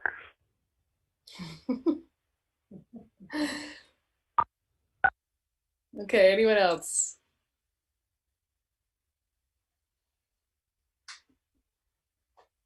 Okay, all right. So thank you, everybody. There are a few things I wanted to just comment on. So thank you for those comments. Those were great and helpful. And so I want to clarify just a couple of things. And some folks asked some questions, so I thought I would answer what I can anyway. One thing, so Susan, you asked about how will this affect CO2 in Montpelier, and the studies that we have, there have been multiple studies on this sort of thing, and this is really why we've pursued this in the first place.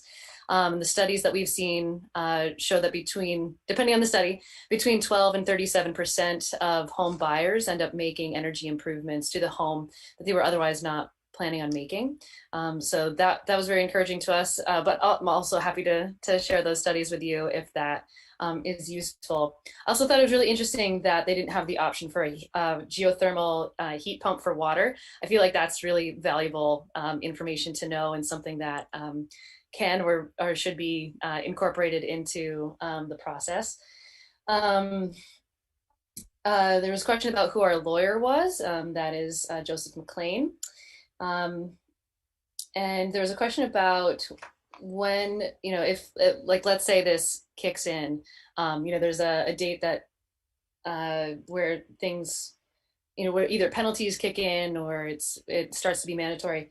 My understanding is that there would not be any provision for like being grandfathered in if it was listed previously. It's if it's being listed at that date that you would then be required to do the profile. There was another. There was one thing that I wanted to point out that I'm not sure. I think we might have said it in the comments at the beginning, but I wanted to make sure we made it really clear. We've also added a comments section.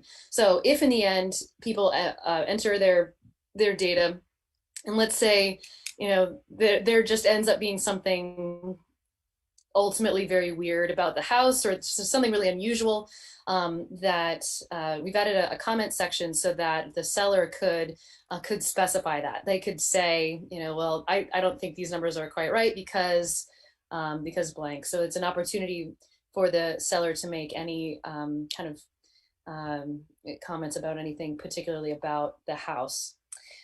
So just wanted to make sure that I had clarified that.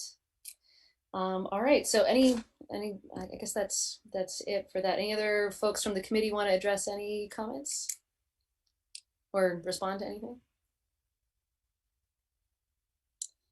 Okay. All right, so council, what are your thoughts?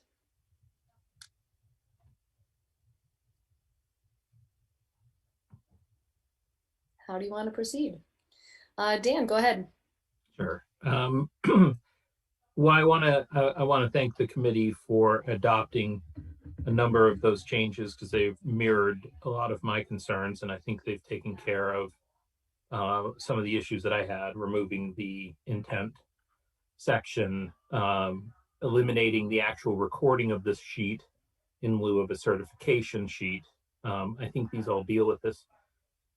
But the one issue that I guess I would push is that I would urge that we consider making this voluntary for a full year as opposed to 6 months, in order. And the argument that I would make in favor of it is about 3 points. First, I think a full year's data of home transactions gives us a better picture of the number of sales, the voluntary versus involuntary compliance, the issues people have, as well as the troubles or evolution of this. And I think this is one of these ordinances that we're looking to make long-term changes. And so the idea of an additional 6 months of voluntary compliance, I think, gives it a full and true run. The other reason I believe that extending it to a full year for voluntary compliance as opposed to 6 months is sensible is that I do think that we are hitting the tip of the iceberg on a number of these issues that, these are things that we're seeing as we're sitting here at our desks reviewing this. And I think in actual practice, there'll be additional ones. And so, giving it that extra 6 months, I think gives it that extra 6 months of protection to work through some of these issues so that we don't end up penalizing homeowners who are selling and going through this for the first time. The third is that I think it also addresses the remaining concerns and issues that we've talked about, whether it be opportunity for the Green New Deal to come in, or the idea that the state is working on something similar and maybe catching up. That gives another legislative session for them to do that. And it gives us an opportunity to, have that click on from voluntary to mandatory after that legislative session, but give us the opportunity to pull back if the state legislature and the realtors were to come up with something better. For those reasons, I think adding that extra 6 months seems sensible. I don't think it takes away from the impact of this ordinance, gives us a bit of a safety buffer, allows some of the testing that's been alleged to have either occurred or not occurred to really be settled once and for all, but also gives people a year-long heads up to say this is coming. And if somebody is feeling very motivated not to participate in this, it gives them a year to make decisions in that respect. And I think it would give us an opportunity in the next spring to look at 8 months of data about this and to see whether or not voluntary compliance works, or whether there should be a mandatory element, or whether this is so successful. Of course it should be mandatory because it's a wonderful tool everybody's using. I think it builds in all those possibilities, but stops us from having the situation that I think a number of the commentators were concerned about. So that's my big pitch. I think most of the other concerns could either be classified as, I think, changes to the form as it evolves, such as removing the homeowner verified plate when you haven't, as a homeowner, actually verified any of that information, I think is a really important change. But it sounds like something that can easily be evolved over time with the committee. I think the dealing with the sort of squatter issue is more complicated than any of us realize, just because, and I'll give an example, in divorce cases all the time, you see this where one person doesn't want to sell the home and they're on it, and if they squat on it and the other person is really motivated to sell, it becomes yet another block in that fight. And I know that that's not something that's necessarily, that's going to exist anyway. And that exists for a number of other issues that we as a city deal with. We don't stop recording deeds because of that problem, for example. But it's something is going to have to be addressed along the time. And I think it further illustrates giving us a year sort of breathing room to check in and see how this works, allows those type of problems to filter through in that first year. So that's my strong pitch, to give this a year and I think I could support this ordinance in passage with that year. But without, I think a number of these issues, 6 months strikes me as just, from my own personal point of view, too short. Thanks. Okay, thank you. Jay, go ahead. Yeah, I would just I absolutely agree with Dan on giving it a year. I think that there are a number, we've heard from plenty of folks, there's a lot of issues that need to be worked out. Having, launched a couple apps and a number of websites, I mean, having a strong beta period gives you real world information into how something like this will live and breathe in the community, or whether it's for a homeowner or a potential consumer or whatever. But you've got to put it in people's hands and then learn from that process, and then adjust and adapt and make it work for them. It'll never work for everyone, but you've got to it's got to go beyond more than just a small focus group. And there is good data, and there a lot of energy has been put into this, but it's got to sort of get out in the wild so we can learn from it. And I would take Dan's comment in terms of supporting this and moving forward tonight a little bit further, in that what we should do is commit to a feedback loop structure that we say, first off, I wouldn't wait till July 1st to make it available. Make it available tomorrow. Tim's on the call. He'll tell you, I mean, I know year over year things are different, but summer's the time, right, for real estate in Vermont generally, right? So I mean, I know the market is what it is now, but transactions are happening.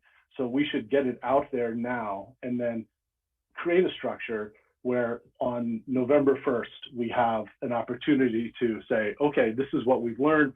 This is who we need to engage with. We need to engage with realtors, with homeowners, with sellers, with buyers. We need to understand, have they used it? If not, why not?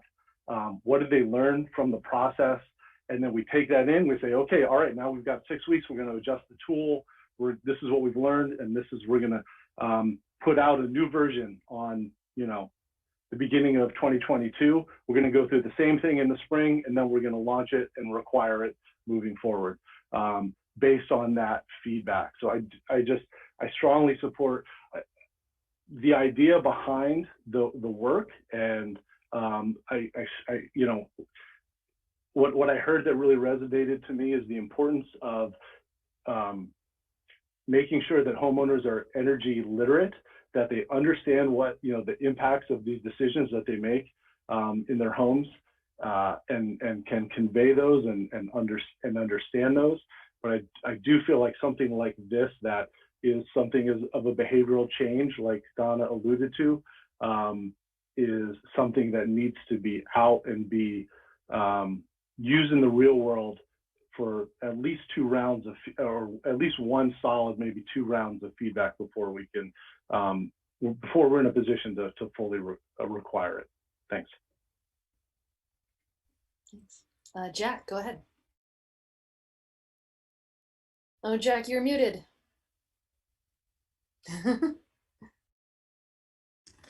Sorry about that. Okay. I've received a bunch of communications from people at home and heard and listened to all the comments that we've had at the meetings. And it strikes me that they come down to 3 major categories. One is that, as Peter Kelman mentioned tonight, this ordinance will not in itself be sufficient to address the important issue of climate change, and that more action is going to be necessary. And of course, that's correct. For instance, I would like to see us be able to apply this to commercial buildings, but that is not the authority we have from the legislature at present. And hopefully, as we implement this ordinance and we show that it's successful, that will give us ammunition to argue for expansion to commercial business sales. Second, we've heard a lot of comments about how this ordinance isn't going to be as good as we hope it will be. The algorithm, which I still don't consider algorithm to be a scary word, but the methodology may not give a perfect reflection of the energy uses or energy costs of a property, and so it's not worth doing because we're not going to get perfect data. And I assume that that's true, that the data is not going to be perfect. But I don't think that the fact that this project or program isn't going to deliver perfect data is really enough to say that we shouldn't pass the ordinance at all. I think that already the changes we've seen, mostly not in the ordinance, mostly in the instrument, are already moving us to a better place than we started in. And finally, we've heard suggestions that this ordinance will impose severe harmful effects on sellers, particularly on minorities, old people, and other disadvantaged segments of the community. And I've tried to understand where this comes from, and I really don't agree with that. First off, this ordinance doesn't require anybody to do anything except some basic reporting. It does not require anyone to do any energy efficiency improvements to a house they're trying to sell. Second, it's true that there may be people who have trouble registering and filling out the information. Now, I didn't find it that hard, but I probably have a more typical energy use profile than some people, and so that could be why. But I think the people who say, well, this is just going to be too hard for unsophisticated users, unsophisticated sellers to manage, are overlooking the fact that in most cases in Montpelier, real estate sales are handled by real estate agents, and they're going to be working with their clients to make sure that the property is registered and everything's filled out correctly, just the way real estate agents work with their clients to make sure that the lead paint disclosure is done. So they could be doing it entirely, or they could be working with their clients, but I think it's going to be done. And the third point on this is that if the opponents of the ordinance think that sellers who can't afford to make energy improvements will be disadvantaged in the market, I would say that that is a result of market conditions and not a consequence of the proposed ordinance. So for all those reasons, I think we should be moving forward on this. I think there are some provisions related to data privacy that we should build into the contract that we're going to have to enter into with the vendor before we roll this out. But I agree with Dan and Jay that having this be voluntary for a year is probably a good change. But for all those reasons, I will be supporting this. Connor, go ahead. Sorry, Mayor, I'm cognizant of the time. It is 8:35. Did you want me to speak before or after a break there? That's a great point. All we right. said at the beginning that we were going to take a break. at 8:30. Connor, can you hold your I can indeed, for Donna's sake, I can. Yeah, Okay. Okay. Okay. So we are going to take, as advertised at the beginning of the meeting, we're going to take a 10-minute break. And so we will be back here at 8:45, since it is now 8:35. And I will see you all then with Connor's comment. Okay.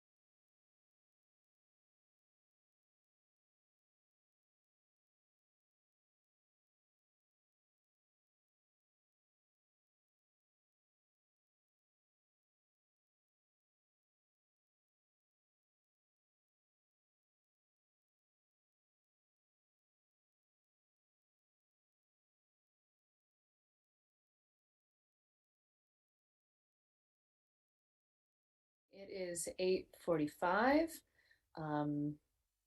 And so we are going to pick up again here. And Connor, you had a comment, so go right ahead. Yeah, no, sure. Thanks.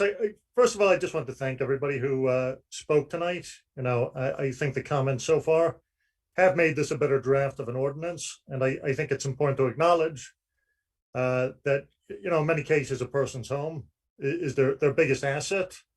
So anytime there's a measure taken that, you know, may affect the value, whether that's real or perceived, it's certainly going to cause some anxiety. But that said, I do think we need to move forward with this ordinance. Special assessment came out with my condo association to put solar panels on the roof. I'm not sure I could afford it right now. But I can certainly take some minor steps that this tool has guided me towards to replace appliances and start thinking about it. And maybe even more importantly, like start talking about it in the community. And it has generated some conversation. You know, what Joey Miller was saying kind of resonated with me. It's, you know, climate change is real and it's coming. And we need to take steps to address it. And maybe that first step is actually getting all the information we need to make an intelligent decision, both as a city and somebody who's purchasing a home there. So I think unless we do something, and this is a pretty minor step, but if we do something that does take people outside their comfort zones, and I think we need to do many more things like this, unless we do things like this, our net zero goals are nothing but a farce and a talking point. It's really true. So I think we do need to take action. I think it does need to be provocative at times. I think we do need to keep working on this, and I think we need to continue keeping our thumb on the pulse of the community as this rolls out. And for that reason, I think I would be supportive of moving it to a year voluntary before we do that. But even over that period, I think that does get the conversation going. And, you know, every step of the way, it does make this tool better. So I think it needs to be mandatory. I think it needs to happen. Again, appreciate everybody's concerns. But I think this is a good first step to take to start addressing some of these huge issues. Thanks. Thanks. Before Jack, I see your hand, but I'm going to let Donna go first here. Donna, go ahead. Thank you. I mean, I really agree with what's been said, but I still have some things I'm a little confused about. I'm so sorry that people were so upset about this. I just see it as a positive step, and I like to see every household do it. I like to see every building do it. I see this as a beginning. I am concerned about the $1,000 cap. I would feel more comfortable at $5,000, and I would like the year being voluntary to give time.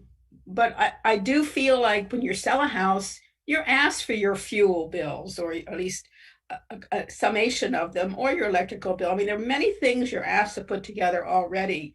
And to me, this is just another tool.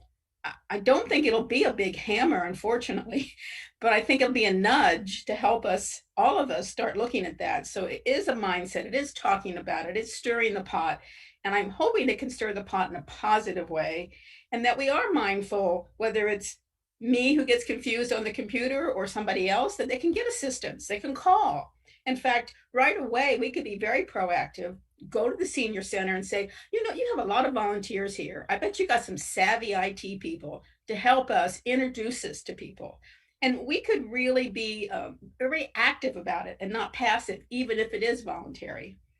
And I feel like the app, I made some comments. I missed one meeting that you talked about this before, but earlier on, I made comments how my frustration was that I couldn't put in exact usage. So they changed it. I went back in and there it was. I could put in my units instead of the bill because I'm on community solar. And so my bill is a flat $78 versus the units. So I was really glad to see right away that they did that. And as the mayor mentioned, they added the comments section that if you felt something wasn't quite right. So I think it can be better, but I think it has improved and everybody's comments has helped. I just hope people can maybe just take a breath and not be so intense about it. It's just one tool we're trying to use. So if we go for the year voluntary, and if we could change the cap to 500, I would support it. Thank you. Jack, go ahead. Oh, except for that you're muted again. Thank you. Sorry about that. Yep. I wanted to correct something I said earlier. I said that we only have the authority from the legislature to do residential buildings. Peter Kelman pointed out to me that in fact we do have the authority to do commercial properties too, and according to the legislation as signed by the governor. So that's I feel that's my fault there. So yeah, thank you. So I wanted to I would like to see us moving in that direction too, but I didn't want to have that misstatement stand uncorrected. Thank you for that. Lauren, go ahead. Yeah, thanks. Yeah, I generally agree with what the general sense of the council so far, and really appreciate the input, even just hearing the firsthand experiences of what kinks people are still finding. It's incredibly valuable. You know, we've had the chance to address a number of them over the last month, and I think taking that extra time really helps to work through both policy issues and some of the technology issues. And you know, a lot of good and valuable work's been going on in the background to try to really work through the issues. So, you know, you are being heard, and appreciate people taking the time to provide really detailed, thoughtful comments from a variety of experiences. You know, I do think that the delay of making this mandatory, really it gives time to address a lot of the additional concerns that we're hearing. You know, some of these other tweaks that might need to be made, and really appreciated the way Jay was talking about it, of a really deliberative process for feedback, so we make sure that if we're going to do a delay, that we're learning and have a way to assess and make sure that we're implementing that really thoughtfully. My only kind of concern with the voluntary for the first year is how we're encouraging participation, if it's really low, or if only certain people who, you know, might want to tout the energy efficiency, but, you know, the improvements they've made to their house are the only ones participating. Is it really going to be, you know, us learning all that we can? I hope our realtors will be encouraging everybody to participate. You know, maybe in a few months we look at what the percentage of homes that have been sold actually use the tool, and can see you know, how that's going, but really hope that you know, all of us collectively as a community are taking that time to really use it, so that we can do the learning that we want to, so we can continue to improve it. You know, and I know that let's see, I guess, you know, I guess I would just generally agree with the sense. I'm happy to support the you know, Donna's proposal to cap the max at 500 and to have it be the year. And, you know, just would reiterate Connor's, you know, if we're going to really achieve our net zero goals, we've got a lot of changes coming, and we need to get out of our comfort zone and try new things, and, you know, take the time to learn from them. I think, you know, we're constantly adjusting and looking at what the city's doing. So I think moving forward and knowing that, you know, anything we do tonight isn't set in stone, we will learn, we will get better, but we need to be trying new things, and the status quo isn't enough. So appreciate everyone really pushing and trying to do something new and pretty innovative. And I think, you know, it's just one small step that we need to take for climate, but I think it's an important one. Thanks. Great. Yeah, thank you. I'm also going to chime in here, I suppose, and say, first of all, I so appreciate all of you for taking the time to dig into this, because this is maybe one of the most technical ordinances that we have, or that we don't have it yet, but that we've ever talked about as a group. You've all been very patient with this, and I really appreciate that. And you're digging into the details, because it is kind of a very detail-oriented ordinance. So so I'm also happy to support changing the cap from $1,000 to 500. I think that's fine. Just as far as the delay goes, I'm glad that everyone is okay with the idea of a delay. I would advocate that it be less than a year, just because I worry about that a year is beyond next March, and you just never know who's going to be here. And because this is so detail oriented, it might be a lot for a new crew to catch up on. But having said that, whatever's the will of the group. So in any case, I think any other comments that council would like to make?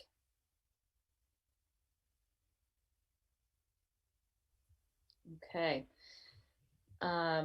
Jay, and then Dan. Well, I do think it's, the year is somewhat arbitrary because of the cycle of the housing market. So there might be an opportunity to look at it, but if we're going to do that and try to make it mandatory, February 15th or something like that of 2022, then I think, we need to look to Bill and to staff and figure out, okay, how exactly, or to the committee and say, okay, we need to have a real structured feedback loop so that we can, and I do really appreciate the changes that have been made since it being launched. I feel like folks have been heard, but if we are going to move that up at all, then we need to acknowledge that we have a real structure around how the changes are going to be made before it's required. So that being said, I don't know that that's necessarily can be accomplished in that amount of time, given the cycle of the real estate market and the number of transactions that happen in the summer versus the shoulder seasons. So. Sure. Other thoughts? Dan, you had a comment, right? I was actually going to make the motion to amend the ordinance. So let me make it, and maybe we can discuss it. I would move that we would amend and I'm looking at the amended ordinance in the packet, section 21-5, subsection B2, striking 1,000 and inserting 500 for the penalty. And then I would also move to amend section 21-7, striking January 1st, or striking January and inserting July 1st. I'd also move to strike the July 1st, 2021 effective date, and strike July 1st, 2021 and insert upon passage. That's my motion. Okay, there's a motion and a second. Any further discussion about these three changes to the language? Madam Mayor, will you take comment on the amendment? Yeah, give me 1 second though. Before we jump in, any thoughts from council? Lauren, go ahead. Sorry, was the cap part of this one? Yes. Yeah. So just wanted to make sure, because I missed it, or maybe it was part of the presentation. So I think I can live with it. Just reiterating that the point of the city lawyer who had recommended 1,000, because we want to be able to show that we would actually have the resources to defend it as a, so that was like one. And then that typical caps in a lot of other state statutes are 800. So that was the next recommendation from our city lawyer, to be more consistent than 500. So just again, I think I could live with either, but just that was the info we had received. Thank you. I did not mention that previously. Thank you. Any other thoughts on that part of it? Okay, Stephen, go ahead. As you're amending this, I think I would ask you to consider you not misleading folks as to the amount of protections you're going to be able to give their data, especially once it becomes mandatory. When it's optional, there may be personal privacy protection exemptions you can invoke, but once it becomes mandatory, you will lose those. And I guess similar to the, you haven't dealt with, or your task force hasn't dealt with data creep of the homeless management information system, which is sucking up data on all of your charges. This is one that data migrates around on different systems and with false assurances of protections. And for this is an area that warrants rock solid methodology and storage. You're going to have to insist on the security protocols anywhere the data is stored or transferred. What happens if you change software vendors or algorithms? Can you get the data out and migrate it somewhere else? This is way more complex than y'all are treating it. And I just think that you should amend it to make room for this type of analysis. Thanks. Okay, thank you. Peter, go ahead. Yeah, I think the motion that's been made is a real step forward. I do want to underscore something that Jay said and that Lauren said. And I think it's behind Dan's saying effective immediately. Really, I cheated a little bit by telling the story about my ride in the beginning, but I'm serious. This will require an affirmative effort to reach out to the people who might be selling their homes, et cetera, pulling them in, getting them to do it voluntarily, walking them through the process, see the challenges they meet. I could give you one or two just right now, but that is going to be critical. Whether it's 6 months or 9 months or 12 months is less critical than what happens during those months.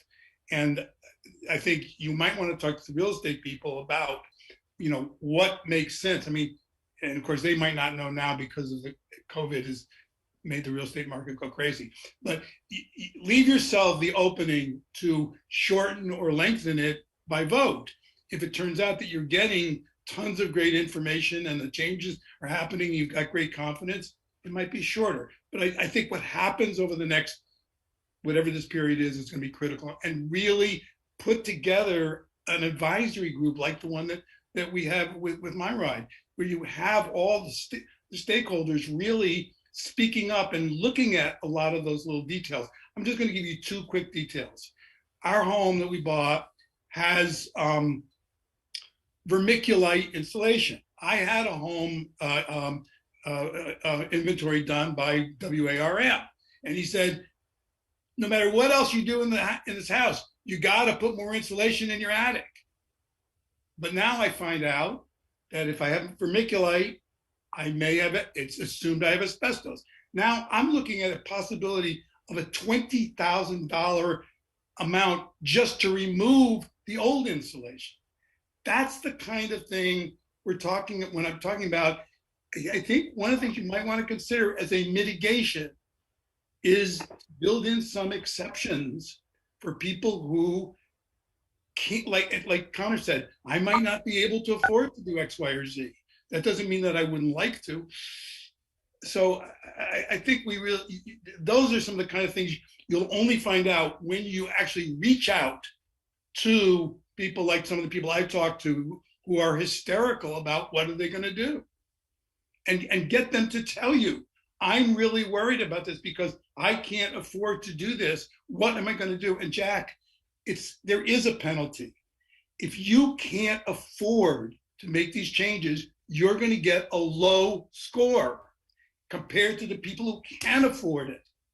And then the people who have the good numbers are going to be much more able to get their price than the people who have the bad numbers, because the buyers are going to, as Peter, the real estate guy, said, are going to use that as a weapon, just as they use inspections now. So these are some of the kinds of things that really need to be investigated. I have hypotheses that need to be tested. Lauren has hypotheses that need to be tested, but they need to be tested. And this is the time to test them. Thanks.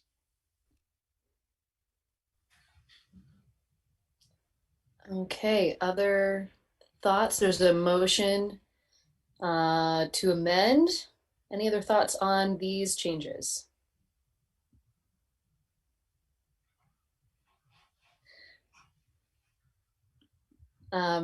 Just I'm going to say this out loud. As folks were talking, it occurred to me that something that might be helpful with this. I mean, we've listed all of the kinds of outreach that we're going to do, that NEEP's going to do, that the Department of Public Works is going to do. But it also occurs to me that like something that we could maybe work on offering is we could have like I guess I would call it a clinic or like a class through the senior center. And so, you don't have to be selling your home. Anybody who wants to do this could come, and we could have a day where we, help walk people through it and make sure that that they're able to do it and have support of everybody as they're doing it. Anyway, just thinking out loud, that could be good. Anyway. This is kind of a non sequitur. Are there any other comments on these amendments? Okay, so there's been a motion and a second to make these amendments, 3 amendments to the language. Any further comments? Okay, all in favor, please say aye. Aye. Aye. Aye. Okay, and opposed? Okay, so the ordinance has been amended. And so thoughts on passing it? Or any other further comments in general? Connor? I'll make the motion to pass the ordinance as amended. We got a motion and a second. Lauren's seconding it. Further discussion? Okay, all in favor, please say aye. Aye. Aye. Aye. And opposed? Okay, so that passes unanimously. Thank you again, everybody. Really appreciate all of your thoughts, all of your comments, and yeah. Well, and we'll follow up with some updates as we go. I think there's some good work for us to be continuing to work on with this. Donna. I do want to thank you for all the wonderful handouts, but they do need to be updated. They have Jasmine as the contact for Montpelier. I don't think that's wrong. Unless, is that your impression that it's wrong? We were intending to direct people to Jasmine. Okay, good. Yeah, okay. She's, yep. Yeah, cool, thank you. I mean, we can continue to talk about that like who could or should be the contact too, but that was our intent, so. No, they were very, very helpful. And that's something we should be getting out with our promotion. Great. All right, thank you. All right, so we are going to move on. So then we switched the order here. So the Conservation Fund Award is next. And I think I saw some folks here from the Conservation Fund Board. I'm not sure that I still see them though. Here I am. Oh, yes, you are here, Paige. Great. Paige, you want to take this away? Sure. We have reconstituted the Conservation Fund and the board. Thanks for your approval. We have a really thoughtful board, and we had several meetings over this award. But we thought it would be really important to show support for the city, from the city, for this purchase. Is everybody's familiar with the land purchase, right? Okay. We thought it was important to show support, and there are many good reasons for going ahead with this purchase. I think it supports Act 171. There's some unique habitats up there that were found on the inventory that Brett Engstrom did in 2007. The neighborhood really supports it because there are trails through the properties that people use to access the park. Some of those trails go through places they shouldn't go through, like wetlands, and the parks would be able to correct those issues and close those trails and maintain the other trails better to prevent erosion, et cetera, et cetera. It's great habitat. It's connects to some of the important state priority level forest blocks that the state is interested in preserving. Most of them are in Middlesex, but this is a good connectivity path. So I think there are a lot of good reasons for doing this, for supporting this purchase. And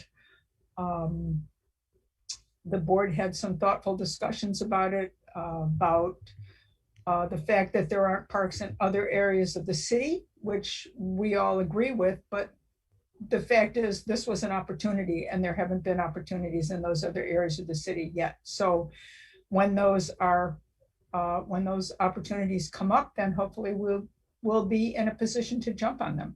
But in the meantime, this is the opportunity that presents itself, and I hope you'll support it. And I see Alec.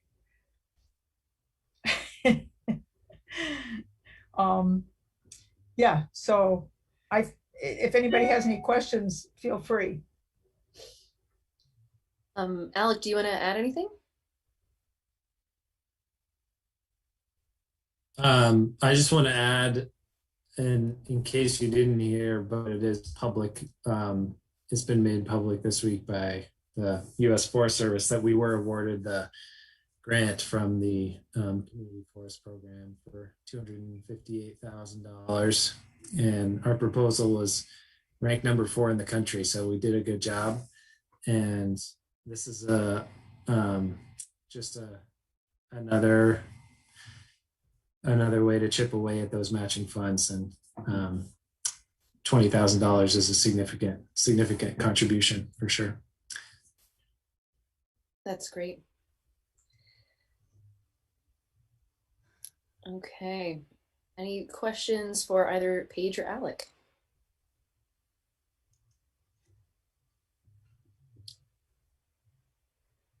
Donna.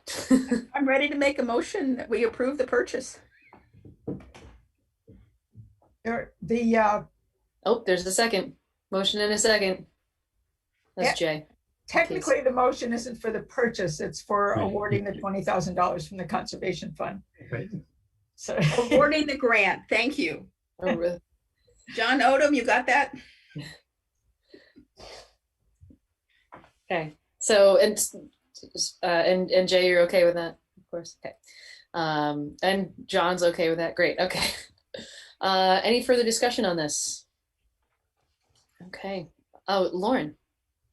I was just going to say that's really exciting that grant came through from the Forest Service. Congrats and great work, team. I mean, number 4 in the country. That's really impressive work. So very excited and appreciative for all the work that went into that. And thanks, Paige, for the putting this before us tonight. Glad to. Yeah. Okay, any other comments? Okay, so there's been a motion, a second. All in favor, please say aye. Aye. Aye. Aye. Okay, and opposed? Okay, so the motion carries. Thank you, Paige and Alec. This is very exciting. So, thank you. Thank you very much. Yeah. Thanks a lot. Okay. Thank you. All right, so now on to the Water Resource Recovery Facility Phase 2 project discussion. And I think I saw some members of the Public Works. So should I just turn it right over to them? Bill, did you want to say anything We'll first? we'll just jump in here quickly and then turn it over to Kurt in DPW.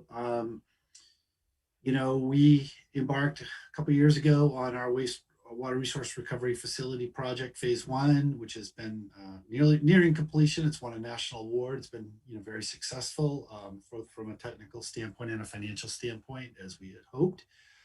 And one of the goals that the city had was to move forward to phase 2, which would result in energy production. And we had initially had high hopes especially when we got the grant, $5 million grant, that we would be able to do so with the initial bonding authority. But as costs have risen and as we have new information, it's going to be a little tighter. So I think what we're going to do today is Kurt is going to walk you through where we're at and what some of the challenges are and what some of the options may be, so that you are fully briefed and you can perhaps provide some guidance to us as to if you have any preferences or if you want to proceed along with evaluating all the alternatives. So with that, I'm going to turn over to Kurt. He does have a presentation. I'm sorry, I know it's late and you've been through a big, tough issue, but this is also pretty important to, I think, our energy future and our infrastructure future. So there we go. Kurt, please. Okay, thanks, Bill. So I'm Kurt Modica, Deputy Director of Public Works and City Engineer. Tonight joining me is Larry Doyle, who is the Senior Business Development Manager for Energy Systems Group. It's our partner on the Phase 1 project at the plant. And Chris Cox is here as well, who's our Chief Operator of the facility. They're primarily here to answer questions that might pop up that I may not be able to address. That I will share my screen if I can. Oh, I need some permissions to be able to share my presentation. Yep, and I just got named, hold on, I'm now the... So Bill, go down to the bottom where it has security. Got it. And then you can check next to it, share screen. I got it. Awesome. Just figured it out, I think. Yeah, should be able to do that now. Okay, folks able to see this? See the presentation? No? Okay, try it again. Nope, I'm still not able to get in, Bill. Yeah, I just did it again too. Cameron, you're killing me here. Well, there should be a check next to allow people to share screen. There is a check next to share screen. There you go. There it is. All right. Now just make it a full screen. Beautiful. Okay. So thanks everybody. We'll just start out by saying, this is a joint effort with ESG and the City of Montpelier Public Works. ESG really compiled the first 13 slides of the presentation, and then DPW's generated the last 5. So the things we're going to cover tonight: what's been completed to date on the phase 2 effort, which is combined heat and power. So that's generating electricity from the methane and also getting heat recovery off the engine of the generator. We'll cover the objectives of the phase 2 project and what the scope was, sustainability, net zero outcomes, the financial outcomes, and then one alternative that DPW has recently looked at that we wanted to share with you, which is the solids drying. So the work we did under the project development agreement with ESG includes the standard offer program award for power sale agreement. That was awarded in December of 2020. And through that, there's a 20-year term. The rate that the city was offered through the food waste set aside is 20.7 cents per kilowatt hour. And under that agreement, there's a completion date required of December of 2023. Additionally, we completed the interconnection agreement application process. That's with our local utility, Green Mountain Power. So that agreement is all set up, has not been executed, but it's all drafted by Green Mountain Power with what improvements would be needed to the grid in order to support the sale of CHP. And then the state permits required for CHP was the air pollution control permit, and which covers the entire facility, and also, which is the larger, more challenging one, was the certificate of public good. ESG also completed design drawings and basis of design report, secured pricing from subcontractors, major equipment pricing, and design. So we just recently received a contract amendment if the council ends up going with a CHP project. We received that at the end of April. There was a 60-day response time noted in the project development agreement. We've since talked to ESG, and I think they're willing to be flexible on that, so that June 29th is not a hard date. It's just really kind of a target we're looking at as an initial path forward for how to utilize the methane. So the scope of work includes a 400 kilowatt generator. We have to treat the gas, clean it in order to run it through the generator equipment. There's heat conversion, which is the recovery of the heat off the engine to put back into the heating loop at the plant. And then the electrical transmission upgrades related to Green Mountain Power's work. And just rehash kind of the phase 1 project that really set us up for utilizing the methane at the plant. The high strength waste that the city's currently taking in, we're still ramping up that waste stream, but we do anticipate 21,000 million BTUs of gas annually.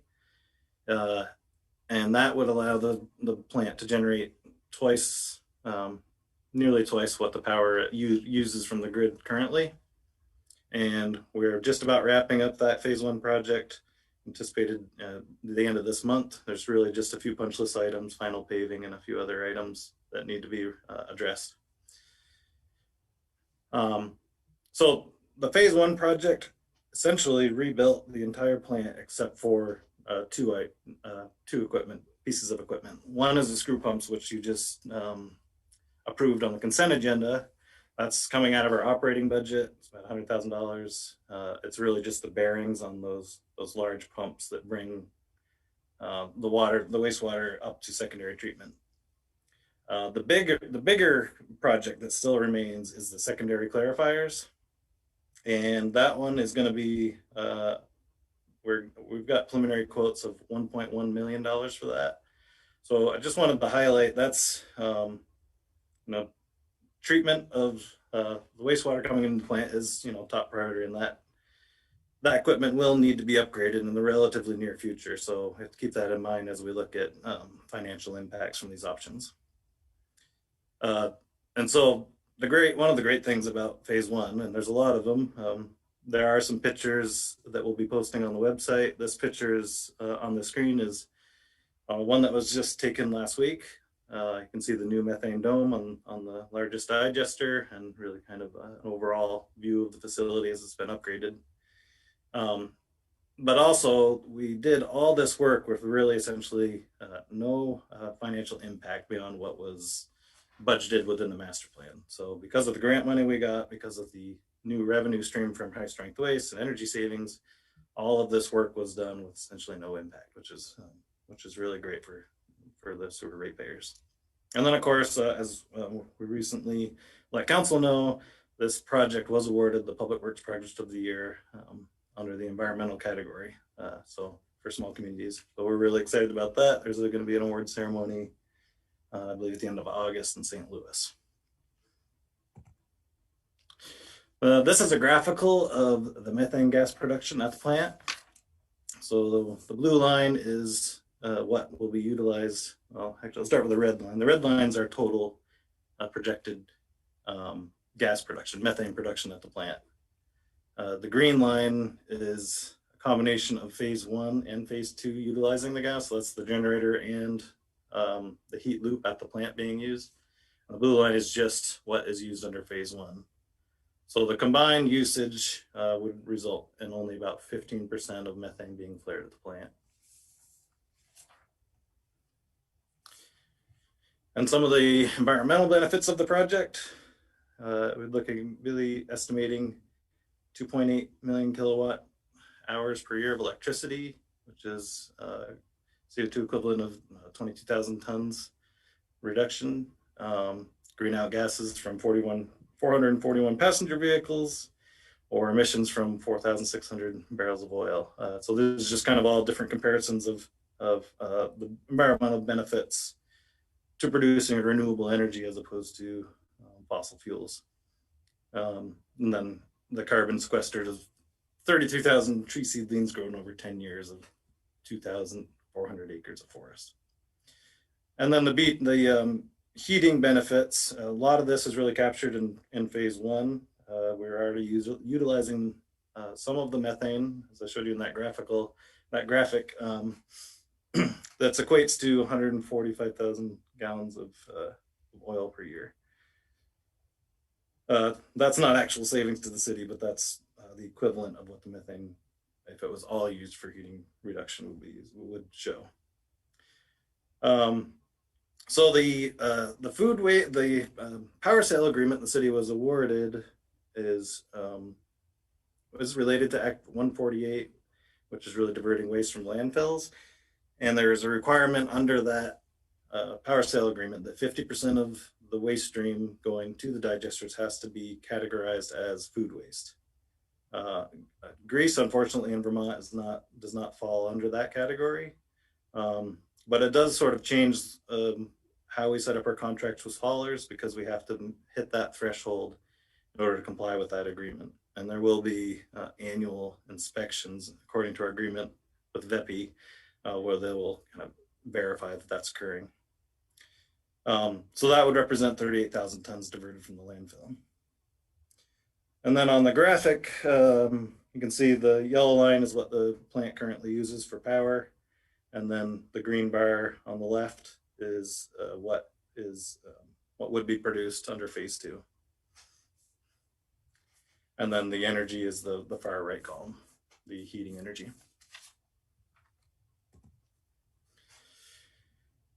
So just a little bit on some financial projections. So there's two ways to look at what the financial impacts will be under this project. One is what the projected cash flow will be, and that is 90% of the digesters being filled with food waste. And then the other way is the other method, or it's really related to the project development agreement contract that we have with ESG, is the guaranteed cash flow. So that's the threshold under which, if we don't meet that, there would be ESG would be responsible essentially for covering the gap between the guaranteed cash flow versus what the actual was if it came in under. ESG feels there's a high likelihood that we'd be able to hit the 90%, but again, that's not a guarantee for the city. So under phase one, we ended up with about $11.9 million of debt. Not all debt because, well, that is our current borrowed amount, but we have offsets with revenue. So we're not actually making payments on that amount. We got a really low interest rate from USDA, 1.5%. And then under phase two, we're looking at somewhere between a $5.7 to a $6 million project cost, with a little bit higher interest rate, assuming we go through the municipal bond bank.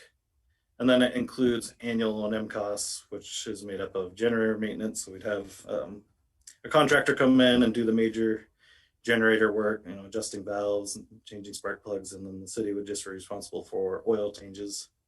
And then there is some electrical load from the heat loop and the pumps associated with recapturing that hot water off the engine. There's gas scrubbing equipment maintenance costs, so you have to change out the media at regular intervals. I think it's about 3 years. And then there's air testing requirements. So as part of the air permit, we would have to verify the emissions levels that would be coming from the plant.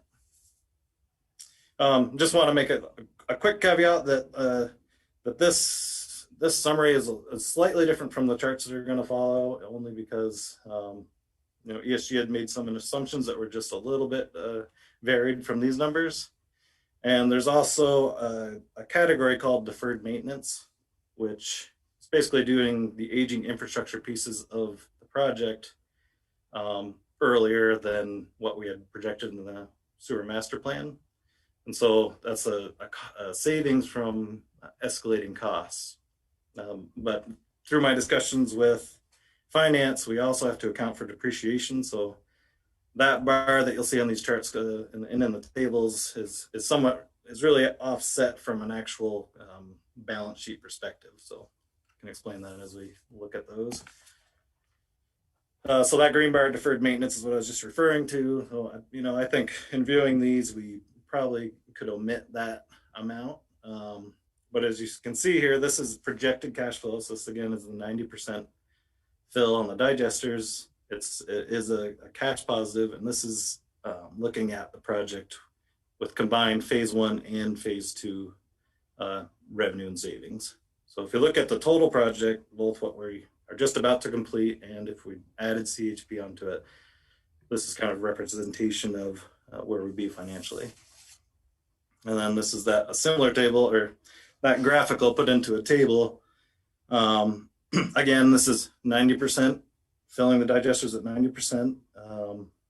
You can see on the net benefit of phase 2 economics, there is a positive cash flow over a 20-year life of the generator. We would be looking at roughly a $630,000 cash positive project, again at 90% fill on the digesters.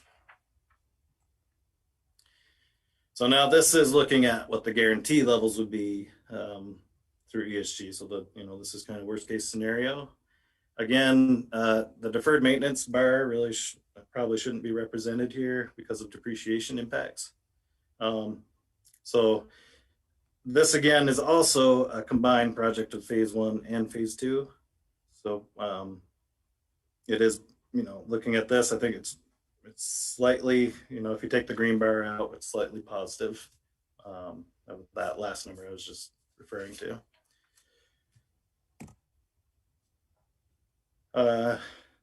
This table is showing a combined project again, phase 1 and phase 2.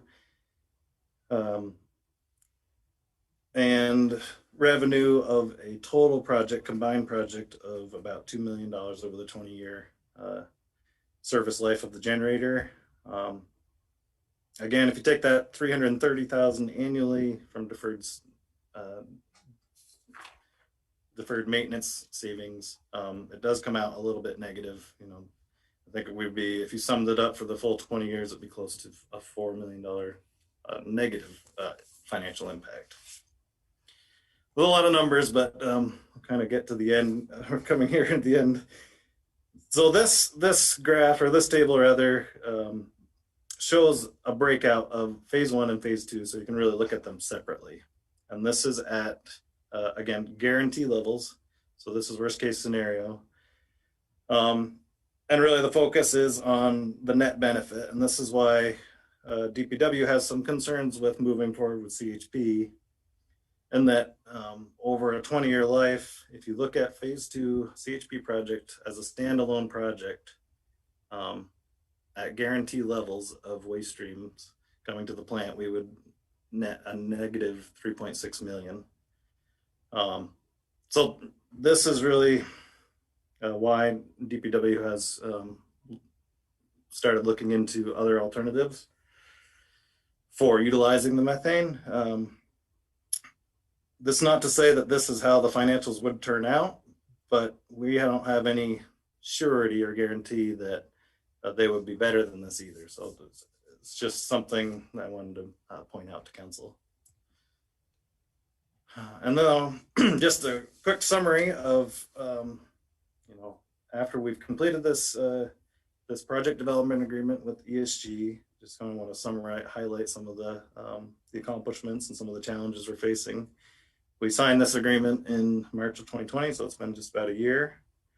Like I said in the beginning, we did receive the standard offer power purchase agreement for really a high rate on the kilowatt hours exported from the plant. That's from the Public Utility Commission administered by VEPI. The project's fully permitted, so we have all our permits, including the certificate of public good, which is a fair effort, and it is a shovel-ready project. So we could, absent financing, we are ready to start this project. And the financial impacts, we are looking at right now a $5.7 million project cost. It could, because we have to do a bond vote, there's going to be some time delays regardless of when that bond vote occurs.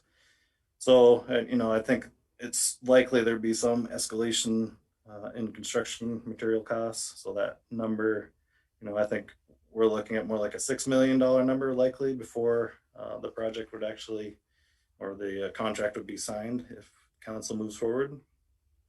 And just to kind of touch on some of the cost increases related to the project, there is a slightly different cost related from the conceptual design is what ESG based their numbers on back in March of 2020. And now we have final design, so it's a lot more detail. So that was part of the cost. Also, the interconnection fees from Green Mountain Power, the infrastructure they need to install in order to support this power export is more than what we anticipated by a little over $100,000. So last time I came and presented to council, we talked about negotiating with ESG to see if we could reduce the project cost and fund maybe the difference with operating revenue in the sewer fund.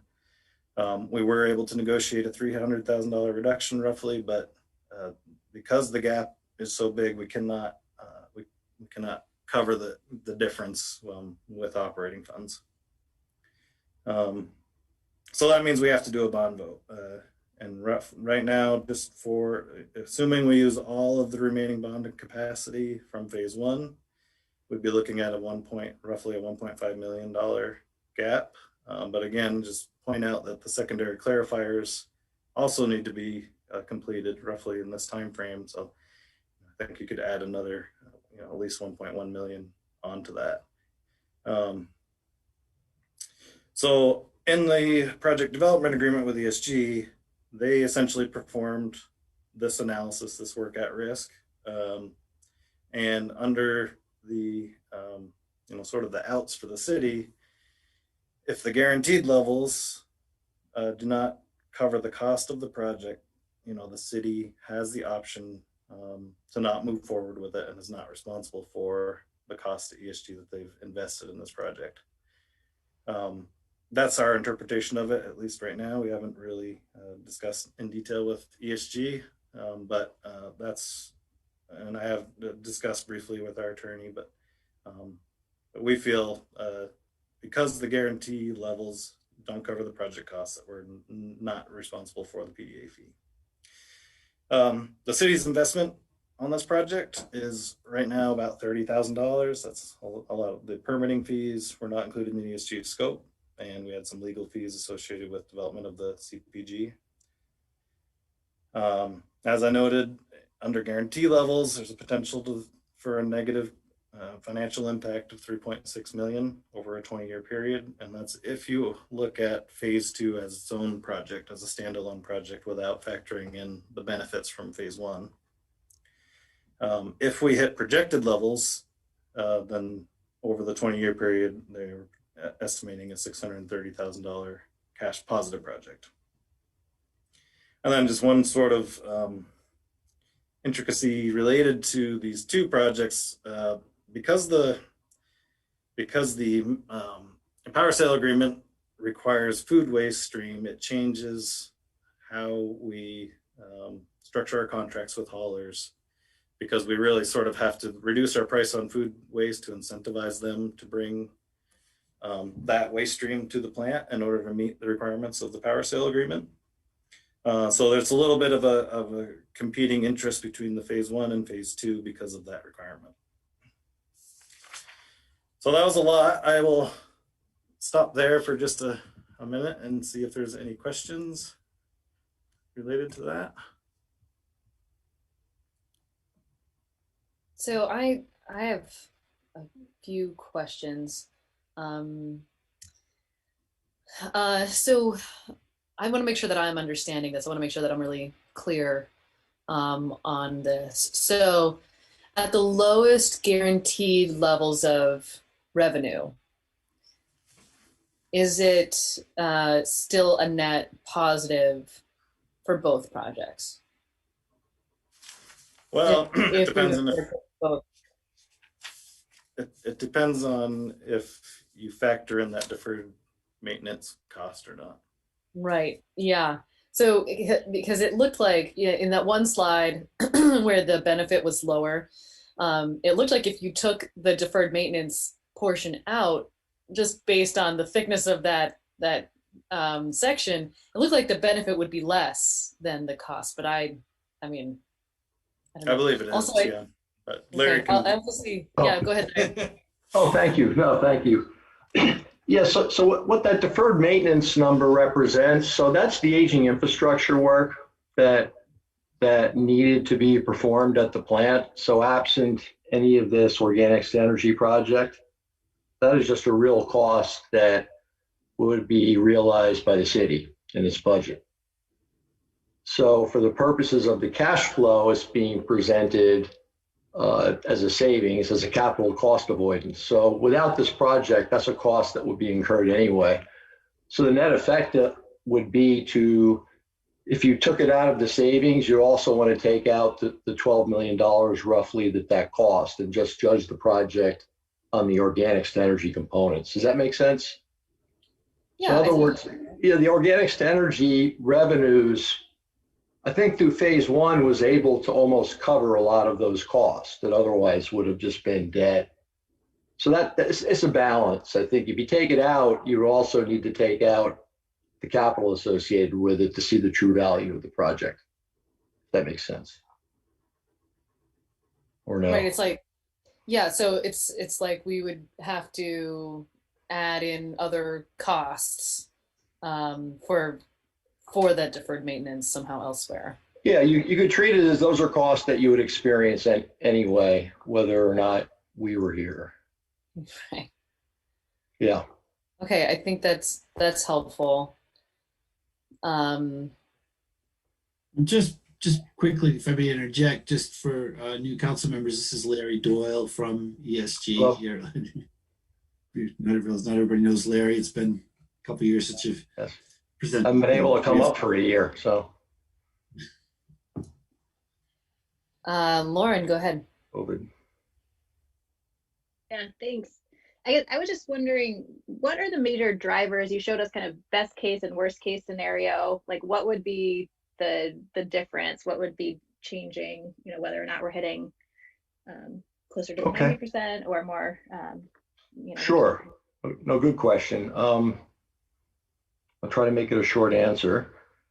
The 90% represents, we model the project based on, you know, our expectation of can we fill these digesters, which we do fully expect to be able to do. I mean, right now, we started our performance period, I think doesn't start for another 6 months, but we're starting to ramp up. And I think under contract at this time, we already have approximately 60% of the capacity filled with 2 to 3 year contracts right now. And there is a good supply of additional. So our expectation is within 6 months that we'll be filling the digesters. Now, the guarantee level represents, well, take a step back. Kurt talked about the interactions. One of the things that, you know, that's important to consider is that the food waste is the fuel for the generator, and why they're interconnected and while we're treating them together is as we have been developing the project, what we found is in the market, the tipping fee for food waste has gone down from what we initially anticipated. Whereas some of the tipping fees for brown grease, fog, and other items still remains high. So what happened is it would work against each other, where on phase one, we would want to overdrive and just bring in revenue. We could focus our waste efforts less on food waste. Food waste has a cost to treat. It has more solids in it that has to get landfilled. or other treatment costs, chemical costs. Grease has a good energy component, low cost to treat. So the difference is what we looked at is, if you think about it, for each gallon of waste, when you have phase 1 and phase 2, has a financial value of a tip fee plus an energy fee. So there's energy revenue now. So although the food waste has a lower tip fee, it is worth the 20 cents a kilowatt hour from energy. So it's hard to treat both of these separately. So we combine those. And what we did was we looked at the project, and with the guarantee, our proposal was that we needed to guarantee the cost to the city, which was the city's debt service plus the annual operation and maintenance cost. And from that, we derived that we would need to fill 60% capacity of the digesters, and that would equal roughly $100,000 more than what the city's costs were from the combined project. So one way to think about it is, phase 1 might throw off $500,000 a year of positive cash flow. And with phase 2 at the guarantee level, that lowers that from 400 to 100. I don't have the exact numbers in front of me, but at the guarantee levels, it brings the positives down from 400 to 100. At the projected levels, which we feel is reasonable to project, it's going to maintain roughly at that same cash flow level. Hope I'm not confusing it. So so phase 2, in a sense, is hitting a policy objective. We think that the waste, we use the term projected because we have high level of confidence. We wouldn't provide any guarantee if we weren't confident that we could roughly bring in twice that amount. It would just be too risky. So it's a view of our view of the market also. However, the guarantee is a contractual mechanism that we're offering. I would consider that, you could look at that as a floor. So that will be the floor. The ceiling will be 100%. We're just showing confidence that 90%. You could pick other numbers too. You could split the difference, 60 and 100. You could say 80 is a planning number. So it gets arcane because a lot of these models, they get very intricate because there's 8 different classifications of waste, and a lot of the data is based on actual sampling. Because we've been running the receiving station, and pretty much all the different types of waste we're planning on receiving, we run through there. We have analytics for each sample. We've monitored the methane content of the gas. If you remember in phase 1, one of the reasons for holding off on phase 2 was to get an idea of how much gas we were going to produce to this process in terms of percent methane. And we are projecting at about 60 to 62%. We're finding now we're getting 65 to 66% methane content. And that's a reflection of the digesters working like they're supposed to. I mean, the new systems, I can't say enough because the Clerk and the treatment plant staff have had to, you earlier talked about people adopting the change. Well, they had to adopt the change. A lot of new equipment, new control systems, and they've been great to work with. And this project isn't even commissioned yet, and those digesters are performing, and we're bringing more and more waste in there as it gets ramped up. I'm digressing a bit, but so 90% is what we're comfortable. We think is the 60% is the floor, and without combining them, we'd be working against our guarantee, because if they weren't combined, we would want to bring in more high revenue, high strength organic waste, but that would be a deficit to the energy production. So we're trying to combine things and hit triple bottom line, it's policy, financials, and what's the right mix. And this is what we came up with.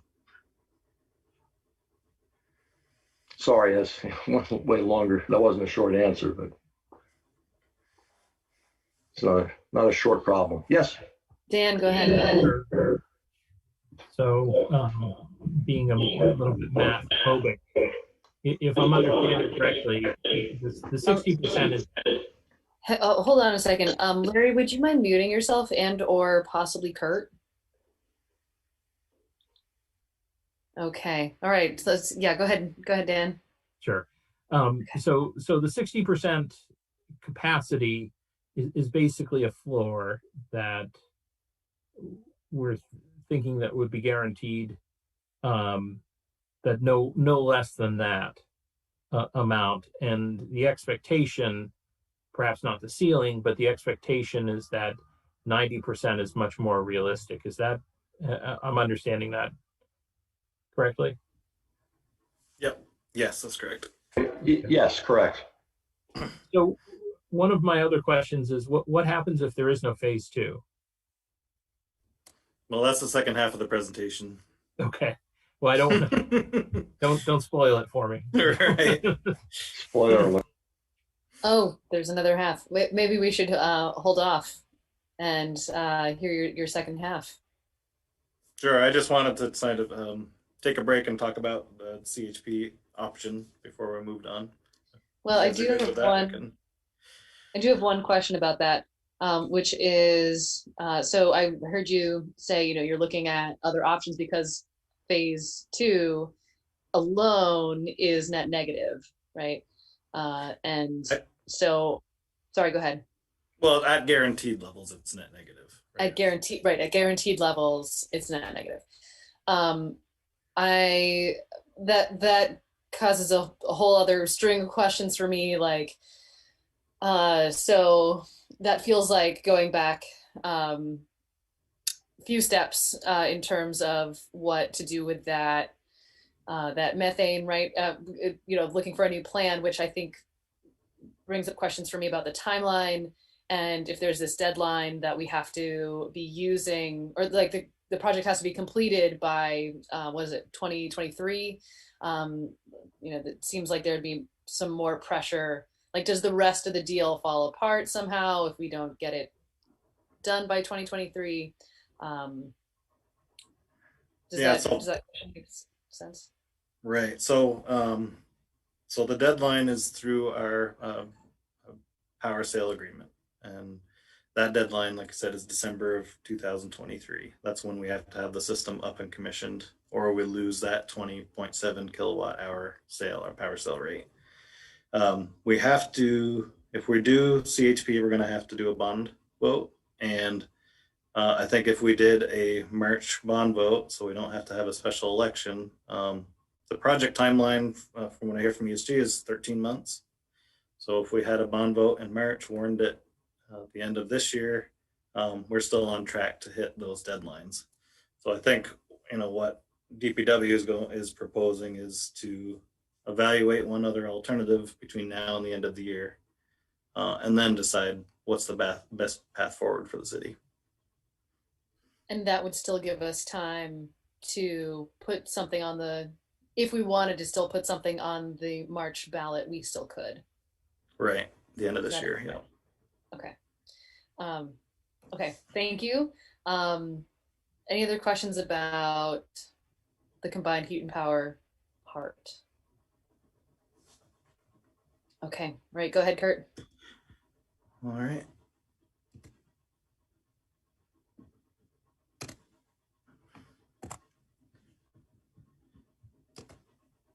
Okay, so like I said, we anticipated under the CHP option that we would have a guaranteed revenue that matched the cost of the project.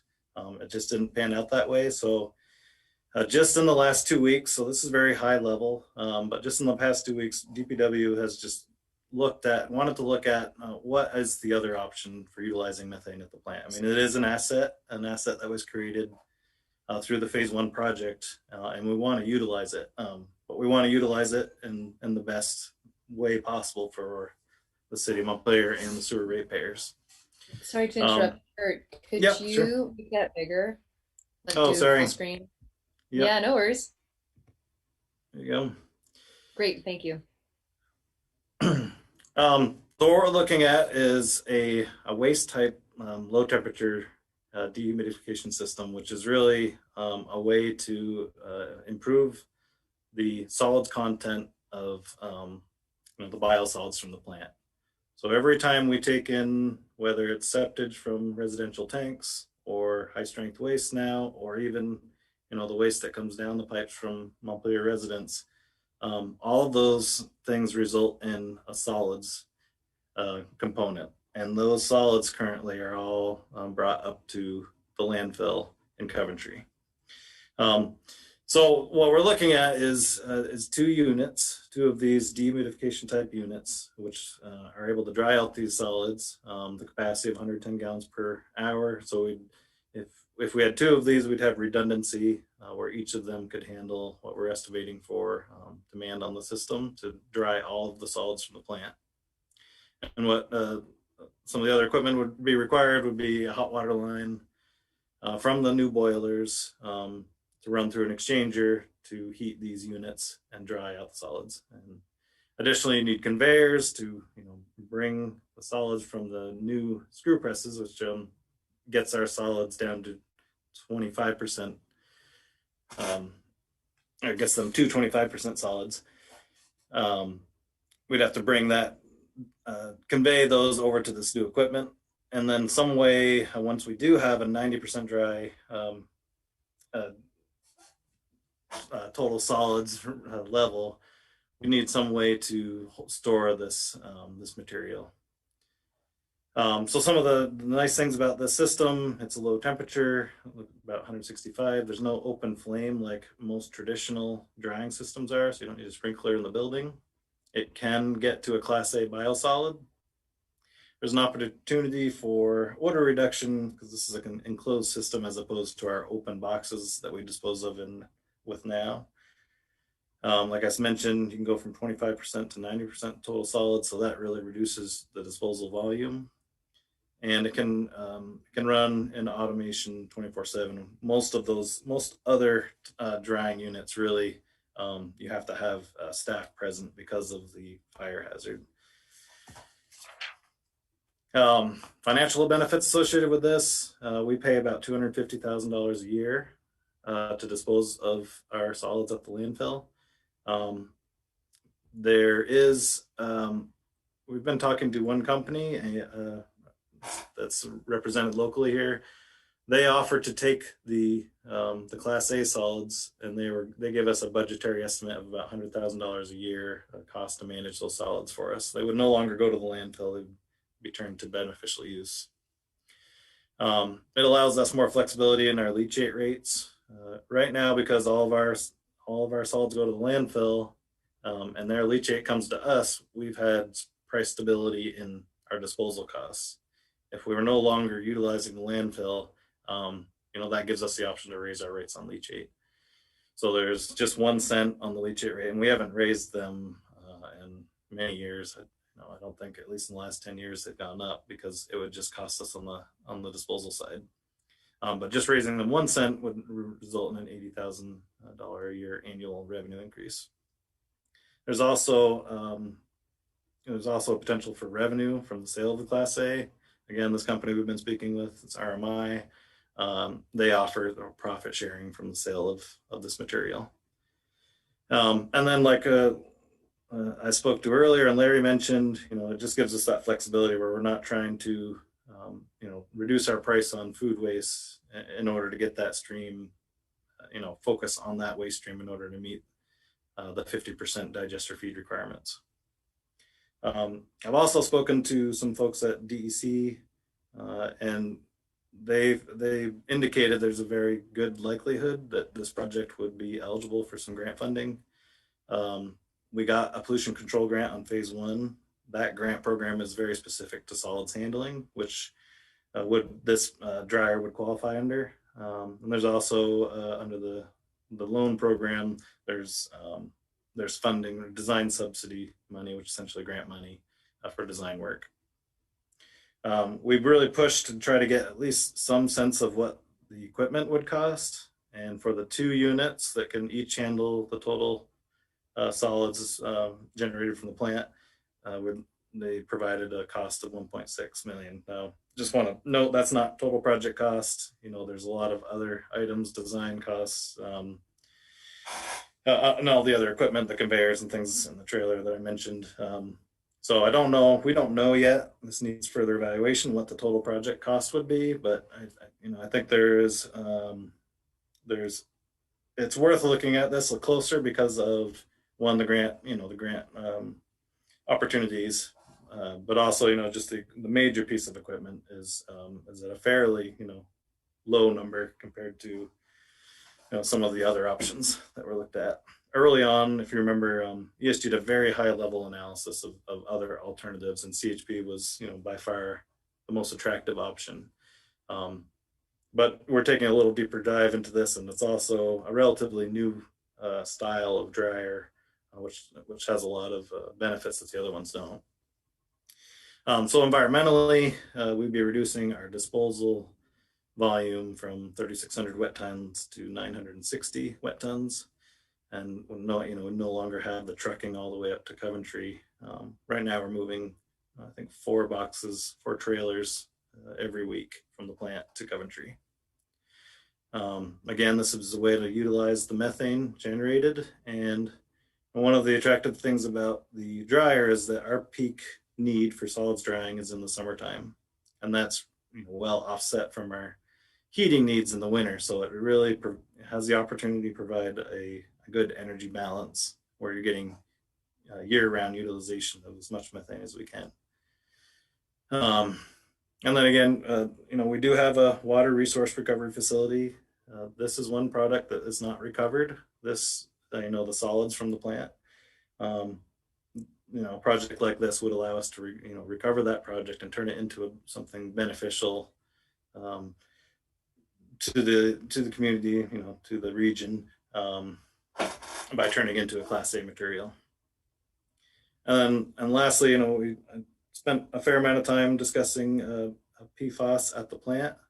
By taking away our reliance on the disposal costs, or reliance on Coventry for disposal of our solids, we have more flexibility to really evaluate whether or not we take leachate without as much of a financial impact. We do generate revenue from receiving leachate, but we wouldn't be sort of hit double by increasing our disposal costs and losing the revenue from leachate if that's a path council wants to take in the future. So some of the facility benefits, we're not locked into a 20-year contract. That's a long-term commitment, which is part of our power sale agreement. Things change, and that kind of duration is a little bit concerning to us.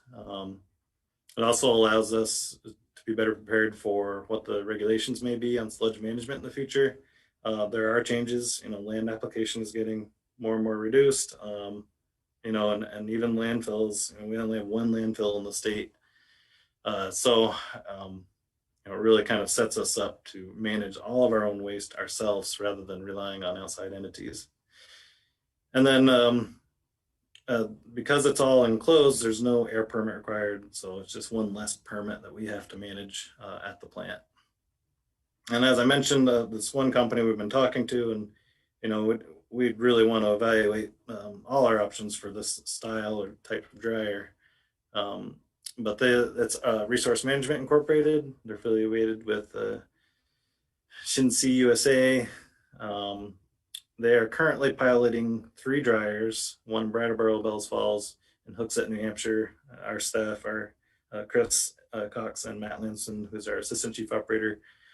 They went down and visited one of these facilities yesterday, and they were impressed by the equipment. But there's not any, just one caution is that there's not any currently fully operational in the region. Like I said, it's a relatively new technology. It needs to be evaluated, but it does look promising. And as I mentioned earlier, this company, RMI, offers solids management services. So they will guarantee to take the Class A material that we produce, and manage it for a fee. And how they manage it is by taking this material, taking the Class A biosolids, and turning it into a beneficial product, for agricultural type benefits or municipal highway projects. They even fill mines, fill old abandoned mines with this type of material in other parts of the country. So our recommendation as a department is to look further into this solids drying alternative. You know, it's like I said, we only had a couple of weeks because we were still working under the CHP project, you know, negotiating costs with ESG. But you know, just at a high level look at this, we think that there is some potential here. So we'd like to refine the project scope, you know, really dial in the total project cost, which we do not have yet. Verify the savings and the revenue associated with the project. Look into the grant funding opportunities. I have not spoken with USDA yet. There's a potential there. Look at the gas balance. So ESG has indicated that if we do go this route, they are interested in partnering with the city in evaluating, you know, getting the methane usage, which really we don't have the expertise to do in-house. So we would need outside support. And then the state has indicated that they are very interested in pilot testing equipment, and they have even indicated they would cover the cost if there was one associated with piloting different systems. So, you know, one of the many reasons phase one was successful is that we did pilot a lot of equipment on dewatering. We really got to see all the different styles out there, and you know, I think I can speak for Chris in saying we feel like we ended up with the best possible option there. So there's, you know, always, it's always a benefit to try before you buy kind of thing. And then as we noted earlier, we have to have a bond vote. I don't think it compromises, or I know it does not compromise the construction schedule for CHP. If that does turn out the path council wants to move forward with, we have essentially till the end of the year to sort of make a decision of which path is best to move forward with. So that is the end. Turn it over for questions. Thank you. That is, I think that's very interesting. And I guess I'll just start us off by saying, if you wouldn't mind muting yourself, Kurt, sorry. Sorry, thank you.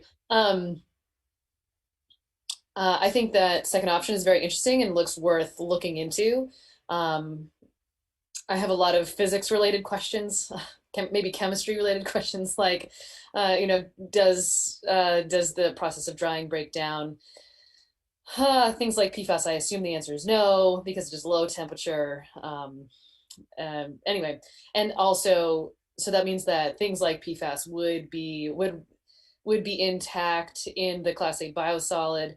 And if you're using it in agricultural purposes, like, is that problematic?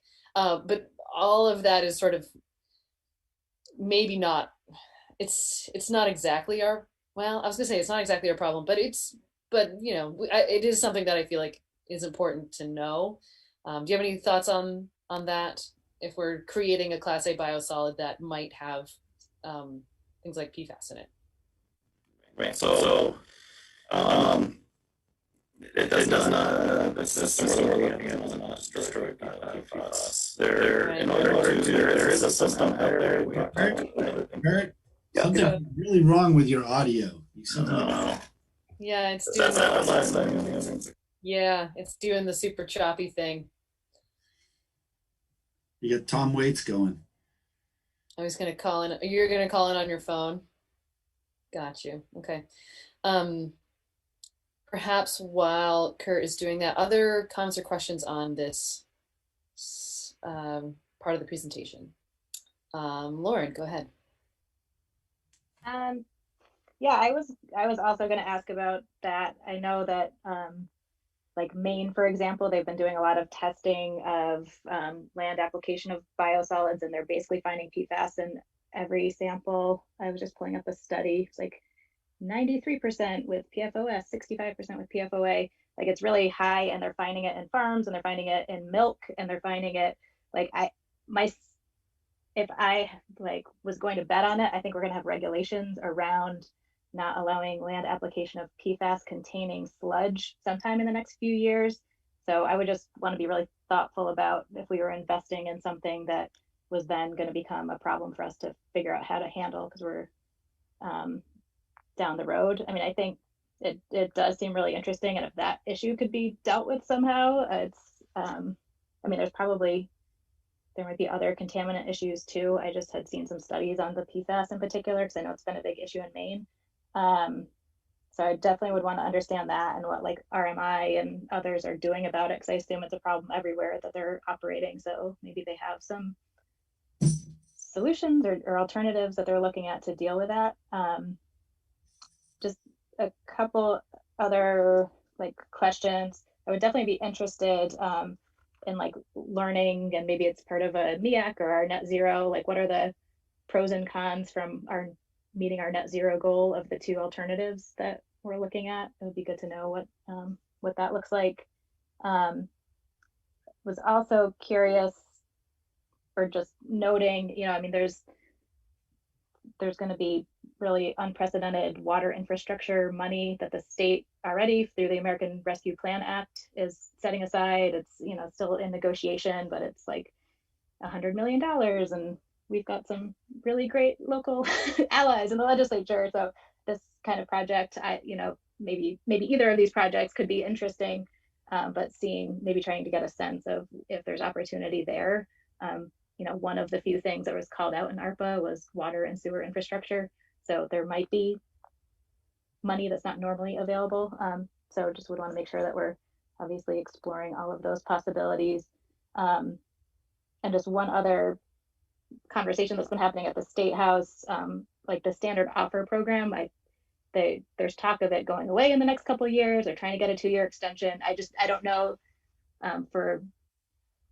It certainly would be an open question in my mind if we like punted on it, if we could get that ever again in the future. So I think it would either be like act under that now, or at least be a very open question if that specific program an opportunity, and maybe they would replace it with something else. But this might be kind of the shot. So if we could figure out, you know, if we decided we wanted to move forward with that, it might be like have to get it done in that 2023 timeline. And I don't know, it would be worth maybe finding out if they would like grandfather in projects or something, if there was some extension or some opportunity to reapply. But I just know that program seems to be kind of on its last legs. So just noting that. Thanks. Kurt, did you want to respond to, are you in the meeting yet, Kurt, on your phone? Nope. Oh, maybe? I do see a number. But I also saw, Larry, you had your hand up. Do you want to respond to any of that? Yes, no, just to the PFAS issue. So, you know, first, it's ubiquitous. It's regional problems. I think the regulators understand that each individual community or municipality can't expend the capital to put in treatment systems, and it's high temperature thermal, right? It's the not incineration. Actually, Massachusetts, they have incinerators. Those are places where they're trying to get rid of them, but they're actually, you know, it's a dichotomy of being able to destroy PFAS, but emit CO2. So I think those things are going to be handled regionally. With thermal drying, the basic benefit you get is you have a lot less of what you're having to deal with. You're just evaporating water. So right now, the material is 75% water is what's getting trucked and landfilled. So just the premise of thermal drying is just evaporating that water. So you have less of a material to worry about disposition. And what we're seeing in Massachusetts and other areas, we're starting to see utilities or municipalities start to discuss together regionalization, you know, share the high capital cost of, and biosolids management, you know, Clerk brought it up. It's not just savings today. I mean, this is future risk management. So it's a big unknown. And we're seeing utilities or municipalities making the decision that they want to control their own destiny moving forward. And part of that is having a Class A material always gives you more options on what to do, and having less of it gives you a whole lot more options. So the value of having those options, having a higher quality material and less of it, sets you up better for the future. We have a project that we're doing thermal drying now, and it was driven because it was a customers in the Chesapeake Bay watershed, and they were land applying a good Class B material for years. And just last year, they lost 2 or 3 of the 5 farms that they were utilizing because things are getting more stringent with Chesapeake Bay, but also PFAS concerns. And they made the decision, we're going to move to do a dry, or reduce our volume and go to a Class A, and they're making it a regional. So they're going to bring in other municipalities. So short answer is yes, it's a problem. It's all over. It can't paralyze decision making, but when you have a better quality material and less of it, it always sets you up better and gives you options. That's all. Yeah, I also appreciate the possibility of being less dependent on the leachate. That's also interesting. Other Kurt just checking in. Oh, I see. Oh, multiple hands. Jeff and then Kate, go ahead. So neither one of these guys have patted themselves on the back enough, and you haven't patted yourselves enough on the back enough for the success of phase 1. And I need everyone to focus on what's happened here, which is a huge, huge win for the city and success for ESG and the partnership that was forged two years ago and is now almost completed. It's pretty incredible when you look at the numbers. And I before we begin to deal with the problem of what to do with all the gas that we're going to be producing, we need to understand that we made a really, really great decision, and you guys were the drivers for it, and ESG was the amazing environmental contractor that helped the Kurt and Chris make it happen. I mean, if you look at the photos, it's pretty amazing what we did. So I just want to pat everyone on the back for that, because it's truly a remarkable achievement. So then we turn to, what are we going to do with this gas? And I mean, it's really, this is another win-win situation that we have here. So we have to figure out whether it's more cost effective to do this dryer than it is to do the CHP. That's really, because there's so many environmental benefits. I mean, Lauren, you brought up, what are our net zero goals? I mean, we do have to think about the trucking that we have, the disposal costs that we have. CHP is really not going to help us get to the net zero because we're giving up the RECs. So basically, CHP is generating revenue that would allow us to buy RECs. That from the net zero city's goals, we need to look at that from that perspective. If it comes out to 90% that Larry hopes for and ESG thinks, then there's going to be probably money available for purchasing RECs, but that's what you're talking about. You're still going to have those non-avoided costs of transportation and the sludge disposal costs. So, I mean, and I'm a MEAC member. We haven't been able to have a committee member. We haven't been able to meet as a committee since all of this new information's come out. So I'm speaking personally is basically what I'm saying. I'm not speaking for the committee. But it only makes sense to me that we need to explore this dryer option. We just need to explore it. I love the fact, Larry, I got to say, I love the fact that you guys are on board to also explore it more and work with us on it, because you've been an amazing partner. So I've talked too much. That's what I've got to say. I think we need to explore it. and we need to come up with the best option moving forward on using the gas. Thank you. Yeah, go ahead, Kate. So Kate Stevenson, Montpelier Energy Advisory Committee. So I echo a lot of what Jeff said in just how great this project has been and how much we value the partnership with ESG. You know, one of my questions, Kurt, is you said that, you know, you obviously need to work with ESG as an outside consultant to look at the methane utilization, but I'm curious if you have any sort of back of the napkin numbers yet on what you think the percentage utilization would be. Because one of my concerns all along is just, you know, how much are we talking about flaring of the gas? And it just feels like a waste.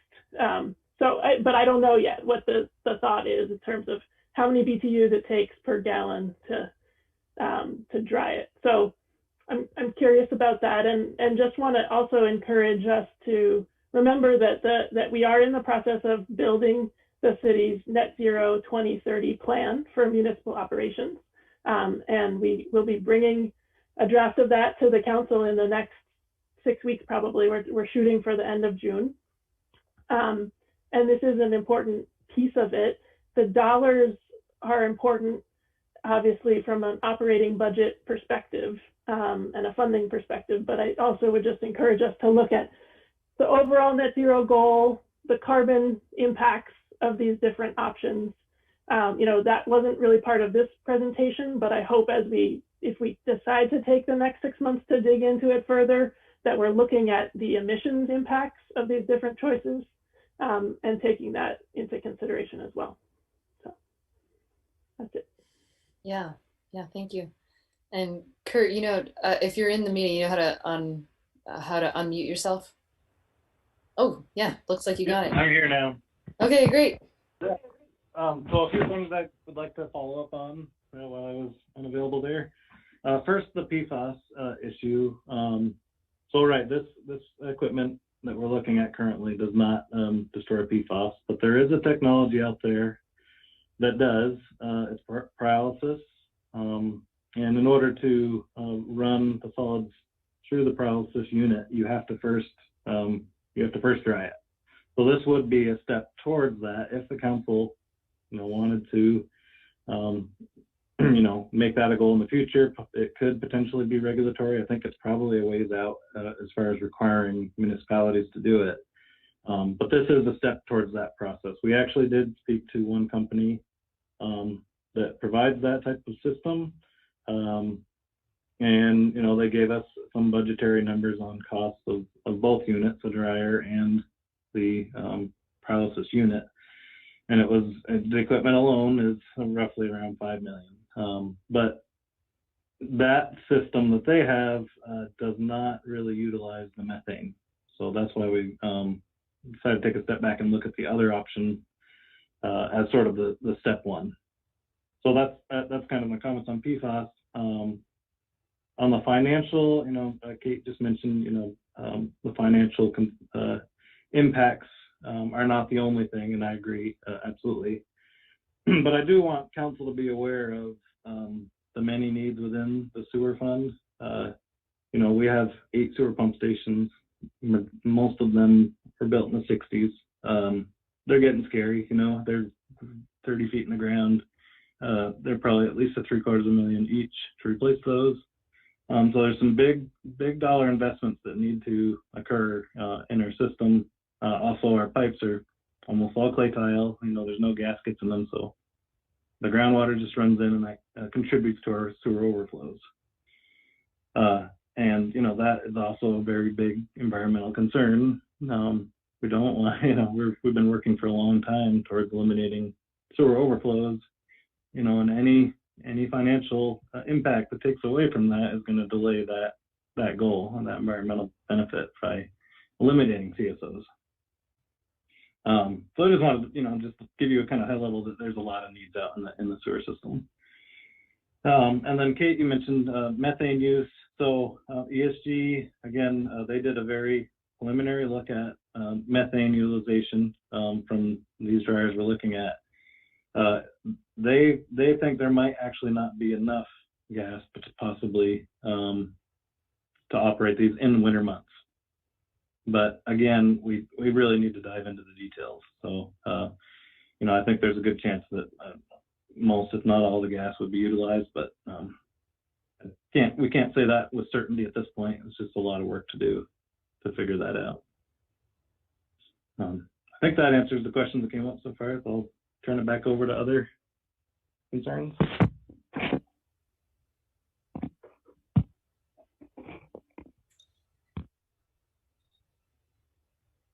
Any other thoughts, comments?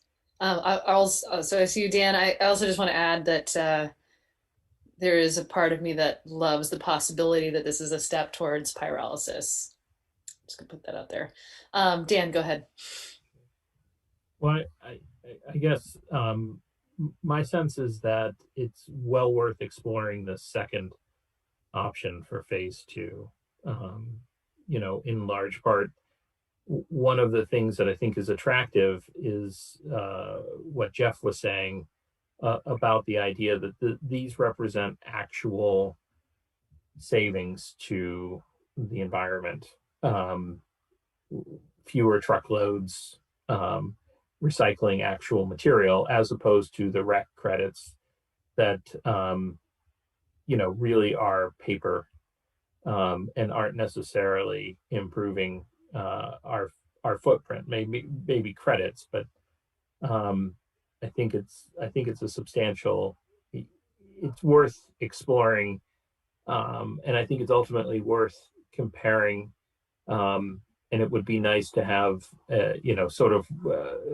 once we have those costs and effectiveness fixed, to sort of look at and compare the two projects. But I'm certainly supportive of this dryer option. I like what it actually does for the products that we are accepting and currently processing now, and the potential impact that it would have on the immediate environment. So I just want to be conscious of the time here. If other folks have comments, I certainly want to let you chime in. I'm getting the sense that people are, in terms of providing feedback and direction to Department of Public Works, that sounds like we should be exploring this other option. I don't think we need a vote necessarily. I'm seeing some thumbs up. And it also sounds like we're going to talk about this in the future. And I apologize, of course, talking about energy, I could just do endlessly, which is dangerous. So any other thoughts that folks want to share on this? Donna? Just great appreciation for all the information and how they presented it. Thank you, Kurt and Larry and Jeff, Kate. Thank you very much. You all make it make sense. Thank you. Yeah. Yes, thank you. And I also want to thank Jeff and Kate for sticking around. It is nearly 10:30. You are awesome. Can I just make one last comment? Yep. Okay. So the next step, if we're going to evaluate the dryer, is to develop a contract with ESG, maybe one of their engineers. So that'll be the next time you see something on this, hopefully relatively soon. We are going to have to spend some money to evaluate this. So I just wanted to put that out there, that there will be a cost to looking into the dryer a little further, because we don't have the expertise in-house to do that.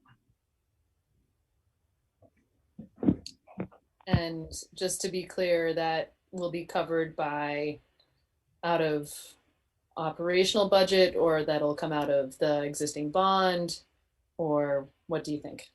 It would have to come out of the wastewater budget. Okay. And that's a hit you're prepared to absorb? I think we can manage it because the phase 1 project is doing so well. Okay.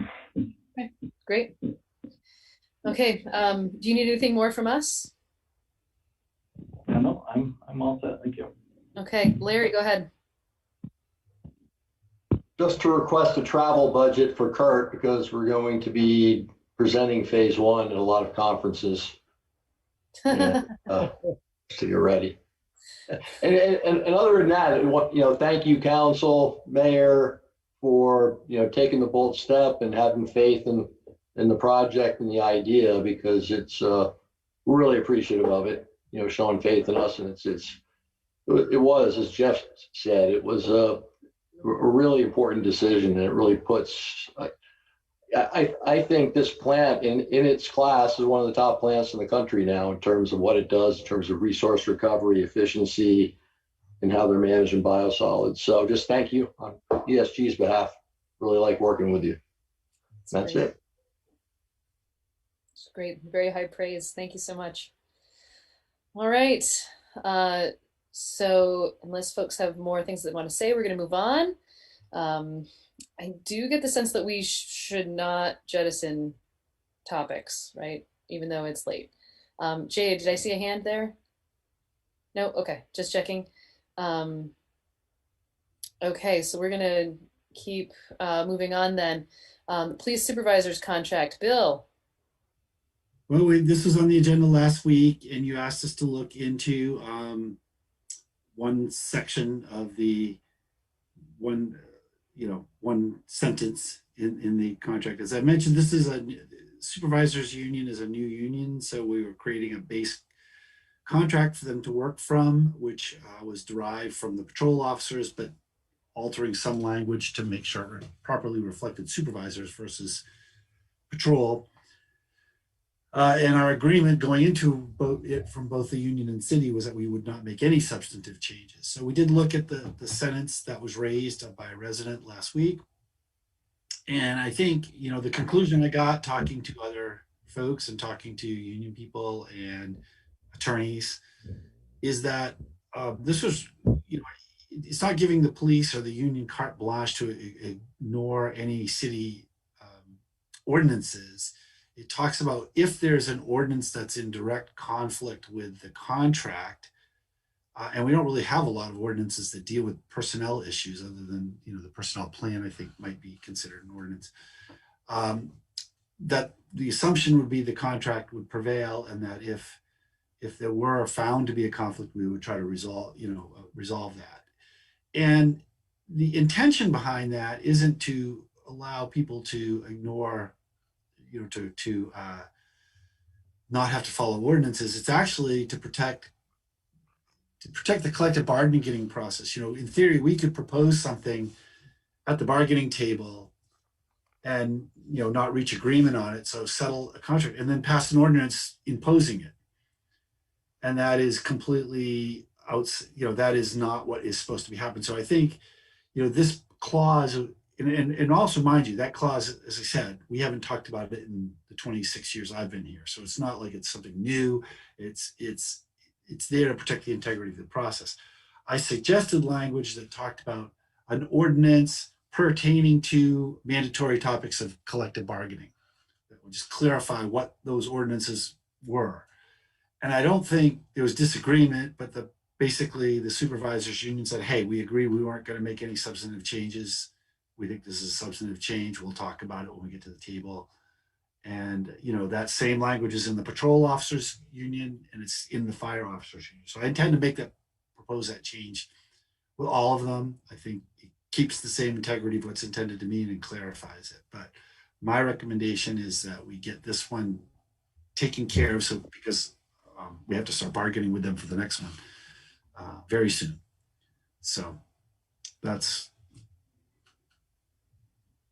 Yep. Jack, go ahead.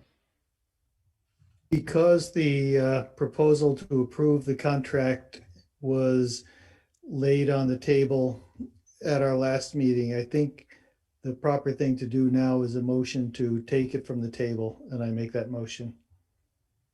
I'll second. Motion and a second. Any further discussion? Okay, all in favor, please say aye. Aye. Aye. Aye. Aye. And opposed? Okay, so that is now up for discussion. Jack, go ahead. I move we approve the contract. Second. Okay, we got a motion and a second. I just would say I agree, especially with the commitment from the city manager that he is going to bring this amendment or proposed change language when it is up for further debate, which is very soon. Other comments? Okay, Dan. Yeah, I'll just say I'm assured by the fact that the attorneys who interpret these contracts on a regular basis have offered that same interpretation, that it is of limited import, and so I think that's I feel comfortable voting for it with that opinion as well. Okay, any further discussion? Okay, all in favor, please say aye. Aye. Aye. And opposed.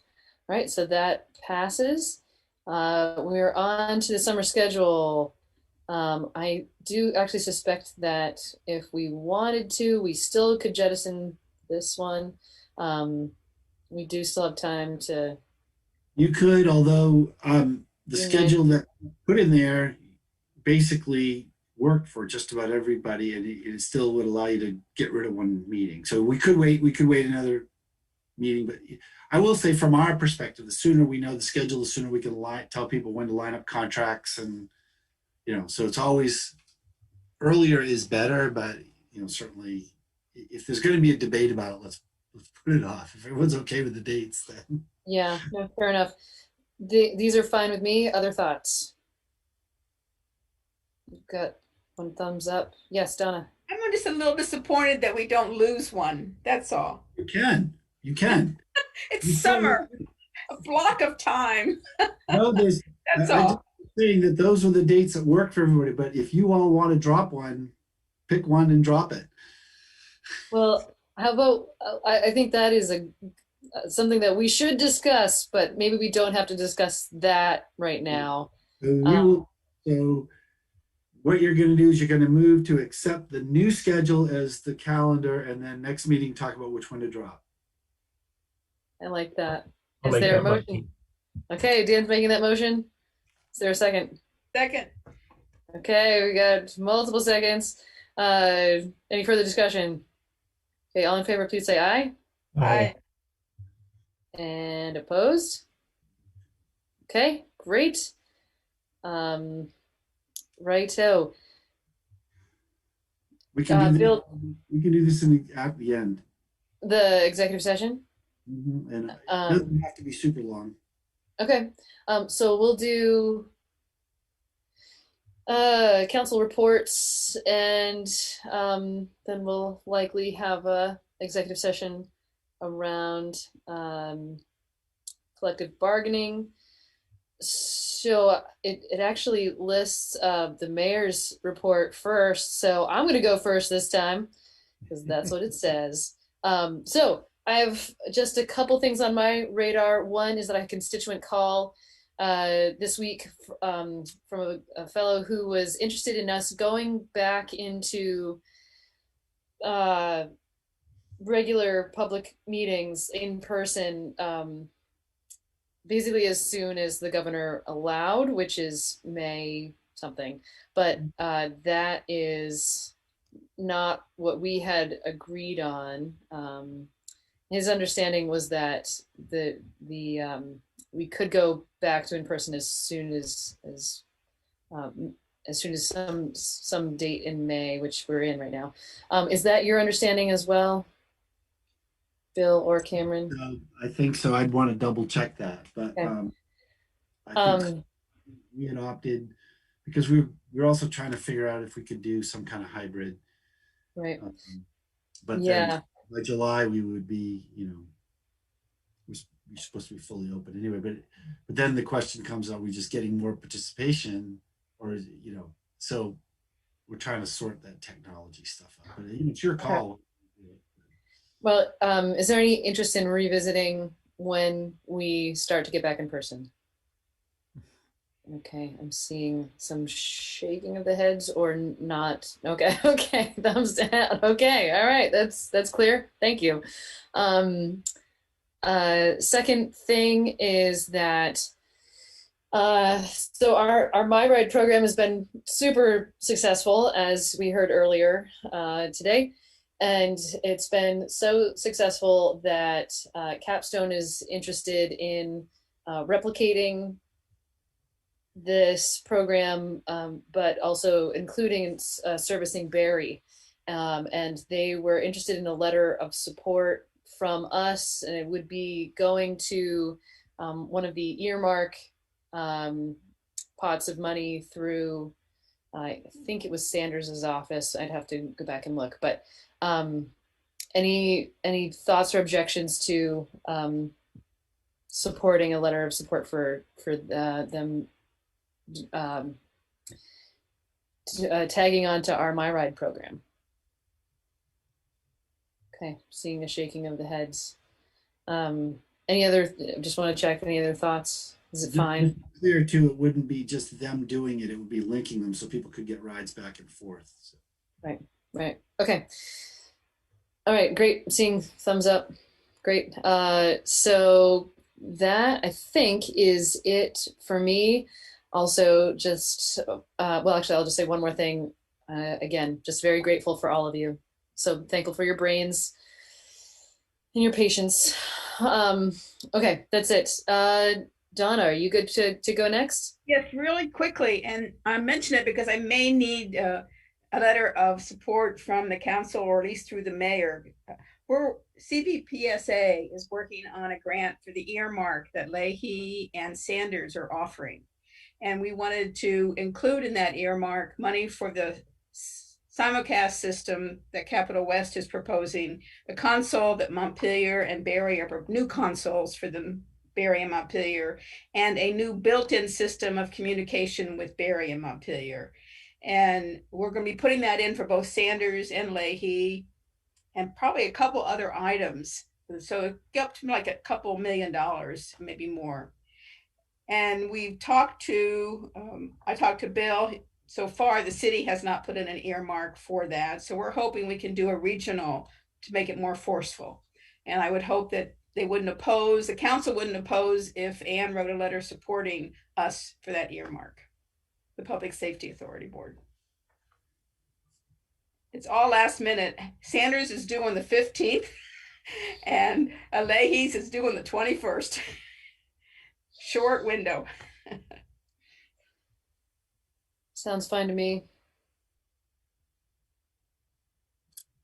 Cool. Great. Okay. Seeing some thumbs up there. Thank you. Righto. Connor. All right, couple of quick things. Just a heads up, I did get a request again for the Black Lives Matter painting on State Street. I spoke to, I mean, it was a really good idea. I think, you know, Noel was saying it would be nice if we could do it Juneteenth. Problem is we're going to be ripping up like State Street over the summer, right? So it doesn't make much sense to paint it, rip it up and paint it again. So I'm trying to throw back some other options, maybe doing a banner that could be hung at the State House in the meantime. But just so you guys know, that might be, you know, it was nice and not controversial last time. So might be on the horizon again there when we pick a date. Otherwise, homelessness task force today, again, pretty staggering numbers. We have 238 adults in hotels in Washington County, 48 kids as of today. And 112 of these are eligible for those hotel rooms only because of COVID. So again, when this goes away, we're in for a bit of a rude awakening as a state and county and city. So just had a good presentation by the director of facilities at Montpelier High School, who's an adjunct professor at Norwich. Had his class actually design some day shelter designs for Montpelier, which will incorporate showers, bathrooms, lockers. You know, it's really creative thinking, and you know, certainly no prices attached to this, but a lot of cool conceptual stuff that I think the committee is going to continue to look at, you know, as time goes on here. So I'll keep reporting on that, but that's it for me for now. Great, thank you.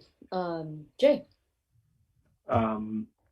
Yeah, just a couple quick things. I wanted to acknowledge Alec and Parks Commission on the work that they're looking ahead towards, particularly some. I think there's a lot of energy and vision around improving Blanchard Park, which is you know, tends to be, it's so close to so many folks, but tends to be somewhat forgotten. And I'm appreciative of some energy being put to that space to make it more accessible and something that the city can better utilize. And then the other thing is, I've had occasion for whatever reason in this past like 7 to 10 days to have interactions with various city staff, and in each of those occasions, they have, without going into details, have really gone above and beyond what might be expected, and were faced with challenges where they could have easily said, we can't really deal with this now. We're getting caught up, we're short-staffed, all of that. But they did the opposite, and they took an approach to solving problems and helping the community. And I apologize for the vagueness, but Donna, DPW, and dealing with an ongoing issue that's been plaguing some homeowners for multiple years. Zach dealing with constant water issues, and Arnie being able to support a local youth soccer teams and club and helping with the equipment and gear, like all things that could have just been like, we can't really deal with it, but they've all gone above and beyond. And so I just really wanted to acknowledge them and Bill, and know that, we hear a lot about,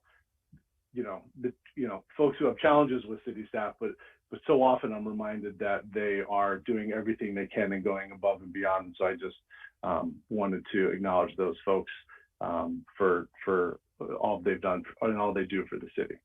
That's it. Thank you. We'll make sure they know. Yeah, thank you. Dan. Okay, 3 quick things. First, picking up sort of maybe on Jay's last note, I had the opportunity to finally take a tour of the fire station, and the chief, Bob Gowans, led it, and had an opportunity to discuss some of the issues that the fire department is going through. And again, just amazing work that our staff is doing, and really walking out of there proud of the department. And the systems that they have put in place. The second thing is response to one of the earlier public comments. I did actually follow up on the complaint that Steve Whitaker had made regarding a resident of Montpelier housing, even though they have their own board and authority. And it's a complicated situation, like all of these. And I think it's one of these things where this particular gentleman, is in a difficult situation, and the housing authority, to my understanding, has given him lots of options, or not lots, but options. And so, I think it's always careful. I was taught as a philosophy student to not necessarily believe the worst in the philosopher you were reading, because that was always easy to do. But to try and hang with them a little bit to understand what they were saying. And I think in a lot of these situations, we have city staff that are dealing with difficult situations that are far more complicated than we first hear. And it's always, I think we get, like Jay said, good responses if, we have, we work with the people because we have a really good set of people that want to help and are in public service for the right reasons. The final thing I'll say is that, the pool, I saw that the rec department is looking for volunteers to help with the pool, getting it back up in shape. And, I'll be looking to put my money where my mouth has been. And so I hope others will as well and sign up for it, because it's very exciting. And I actually had the privilege of an acquaintance revealed that his grandfather was the one who designed the pool. He was a federal engineer and highway engineer, and designed it when it was the world's largest asphalt pool. I think it's now only the second largest, but a really cool piece of history. Thanks. Great. Cool. All right. Jack. I'll pass tonight. Okay, Lauren. I am also going to pass. Okay. All right, so I think that leads us to John. Oh, I don't have anything more to say than all my emails about Moldova. So I'll have more news about that next week, end of next week, and I'll let y'all know. Okay, Bill. I do have a couple things before we go, and I'll try to keep these brief as well. Number one, I put in the weekly memo, if I mentioned 1216 Main Street or the Moet property, whatever. So the good news is you can see that work is getting done there. That road is being built and it's finally cleaning up that mess. So that's great news. But also, we have received out of nowhere a couple of inquiries about potential, wanting to know if the city is going to sell that property or could it be developed, those types of things. And as you know, we had talked about that. Well, initially it was going to be sold and redeveloped as part of the initial deal, and then it wasn't. We purchased the land. I think at one point the council indicated its preference for keeping it as green open space, but also we were going to then do a public master planning process. We went through that, and that master plan indicated that they thought its best use was in commercial resale. Then, commercial use, construction developed. Then, of course, the pandemic hit. We all just, and I think the only focus we gave was, buying the property. And we've agreed, we've come up with a plan to buy the property. And part of that thinking was it did have market value if we needed to sell it to get the money back. So you don't have to do anything tonight, but I think we will probably have this on an upcoming agenda because I think we need to be thinking about what we want to do with that. Our first payment is due by the end of June. So, and if we were to have, take proposals, what would those be? I think we'd have to run a public process, but would we, could we put conditions like there has to be a public bathroom attached to it or some, those kinds of things so that, are there ways to think creatively about meeting some public needs as well as private needs? Again, just that's a heads up that's coming. We did have public records mentioned earlier in the meeting as well. Two things I want to say about that. One is to not ignore the appeal. The documents were provided. So I felt there was no need to address the appeal because we gave him what he asked for. So that, I thought that resolved the appeal. So if I didn't, I guess that's on me.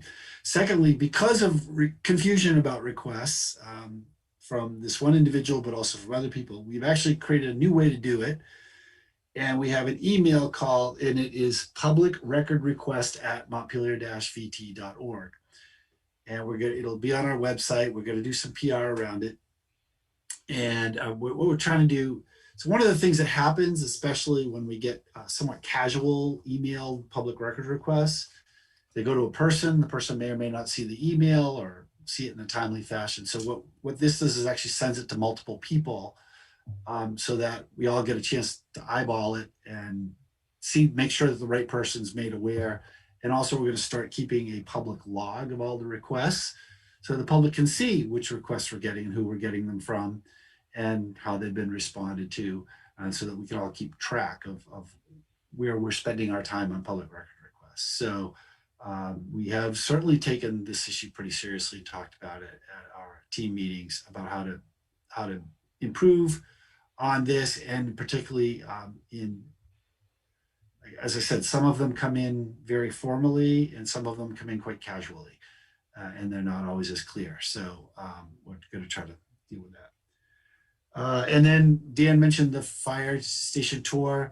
Just you should have gotten an email from Mary that we're setting up group tours as well for all the different facilities. So keep an eye on that. I don't know if it's gone out to you yet. It may have been out to our staff. I'm sorry.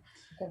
Now that I think about it, it was the scheduled dates, but it's coming. So you'll be getting something with dates, tour dates. Great. That's the end of my reports. Okay, thank you. All right, so I'm going to be, I think, going into executive session to talk about collective bargaining. And I assume, Bill, this is something that we should do tonight and not put off. Is that accurate? Or can it be put off? It would be better to do at least quickly. Okay, is that okay, team? We're pushing, pushing 11. Yes, Jack. Assuming we are going to do this, I move pursuant to 1 VSA section 313 1B that premature general public knowledge would clearly place the city at a substantial disadvantage regarding labor relations agreements with employees. And so There's a second. Okay, good. Second. So I just would say that there's no expectation to be voting on anything. Now, what we've been doing is keeping this meeting open and then coming back in. To adjourn. On the host, so when I close out of it, I'm going to close out of the meeting. I could go on a separate device. Or do we do it like we used to do the old way and just say, we'll take a note of when we adjourn? Yeah, Yeah, go ahead, Dan. I'd suggest we just simply adjourn. Obviously, if we did have to take any action, I think we're foreclosing that by doing it this way. But given what, the high unlikelihood, then I think what we're essentially saying is that we're closing out the public meeting, and we'll just simply take a note when we come out of executive session. And there's no need to further sort of keep people waiting, whoever they may be, either here or out in TV land. Okay. So with that understanding, is there a motion? So we will not be coming back to this meeting if we go into executive session. Is there a motion? Well, we have a motion. Oh, I'm sorry. To make That's right. I forgot that we didn't vote on it. Okay. There's a motion, premature knowledge, place city at a disadvantage. Any further discussion? Okay, all in favor, please say aye. Aye. Aye. Aye. Okay, and opposed? All right, now is there a motion to go into executive session? Yes, Jack. I move we go into executive session. Second. And there's a second, and we have the understanding that we will be adjourning from there. We'll note the time, but we will not be taking any further action. Any further discussion? Okay, all in favor, please say aye. Aye. Aye. Aye. Okay, and opposed? Okay, all right, I'll see you In all the other room. in the other room. So Thank you, everybody. Going into executive beside the council, Bill and. Just me. Okay, cool. Yep. Have a good Thank night. you. Yep, you too. Bye. Okie dokie. I'll see you over there.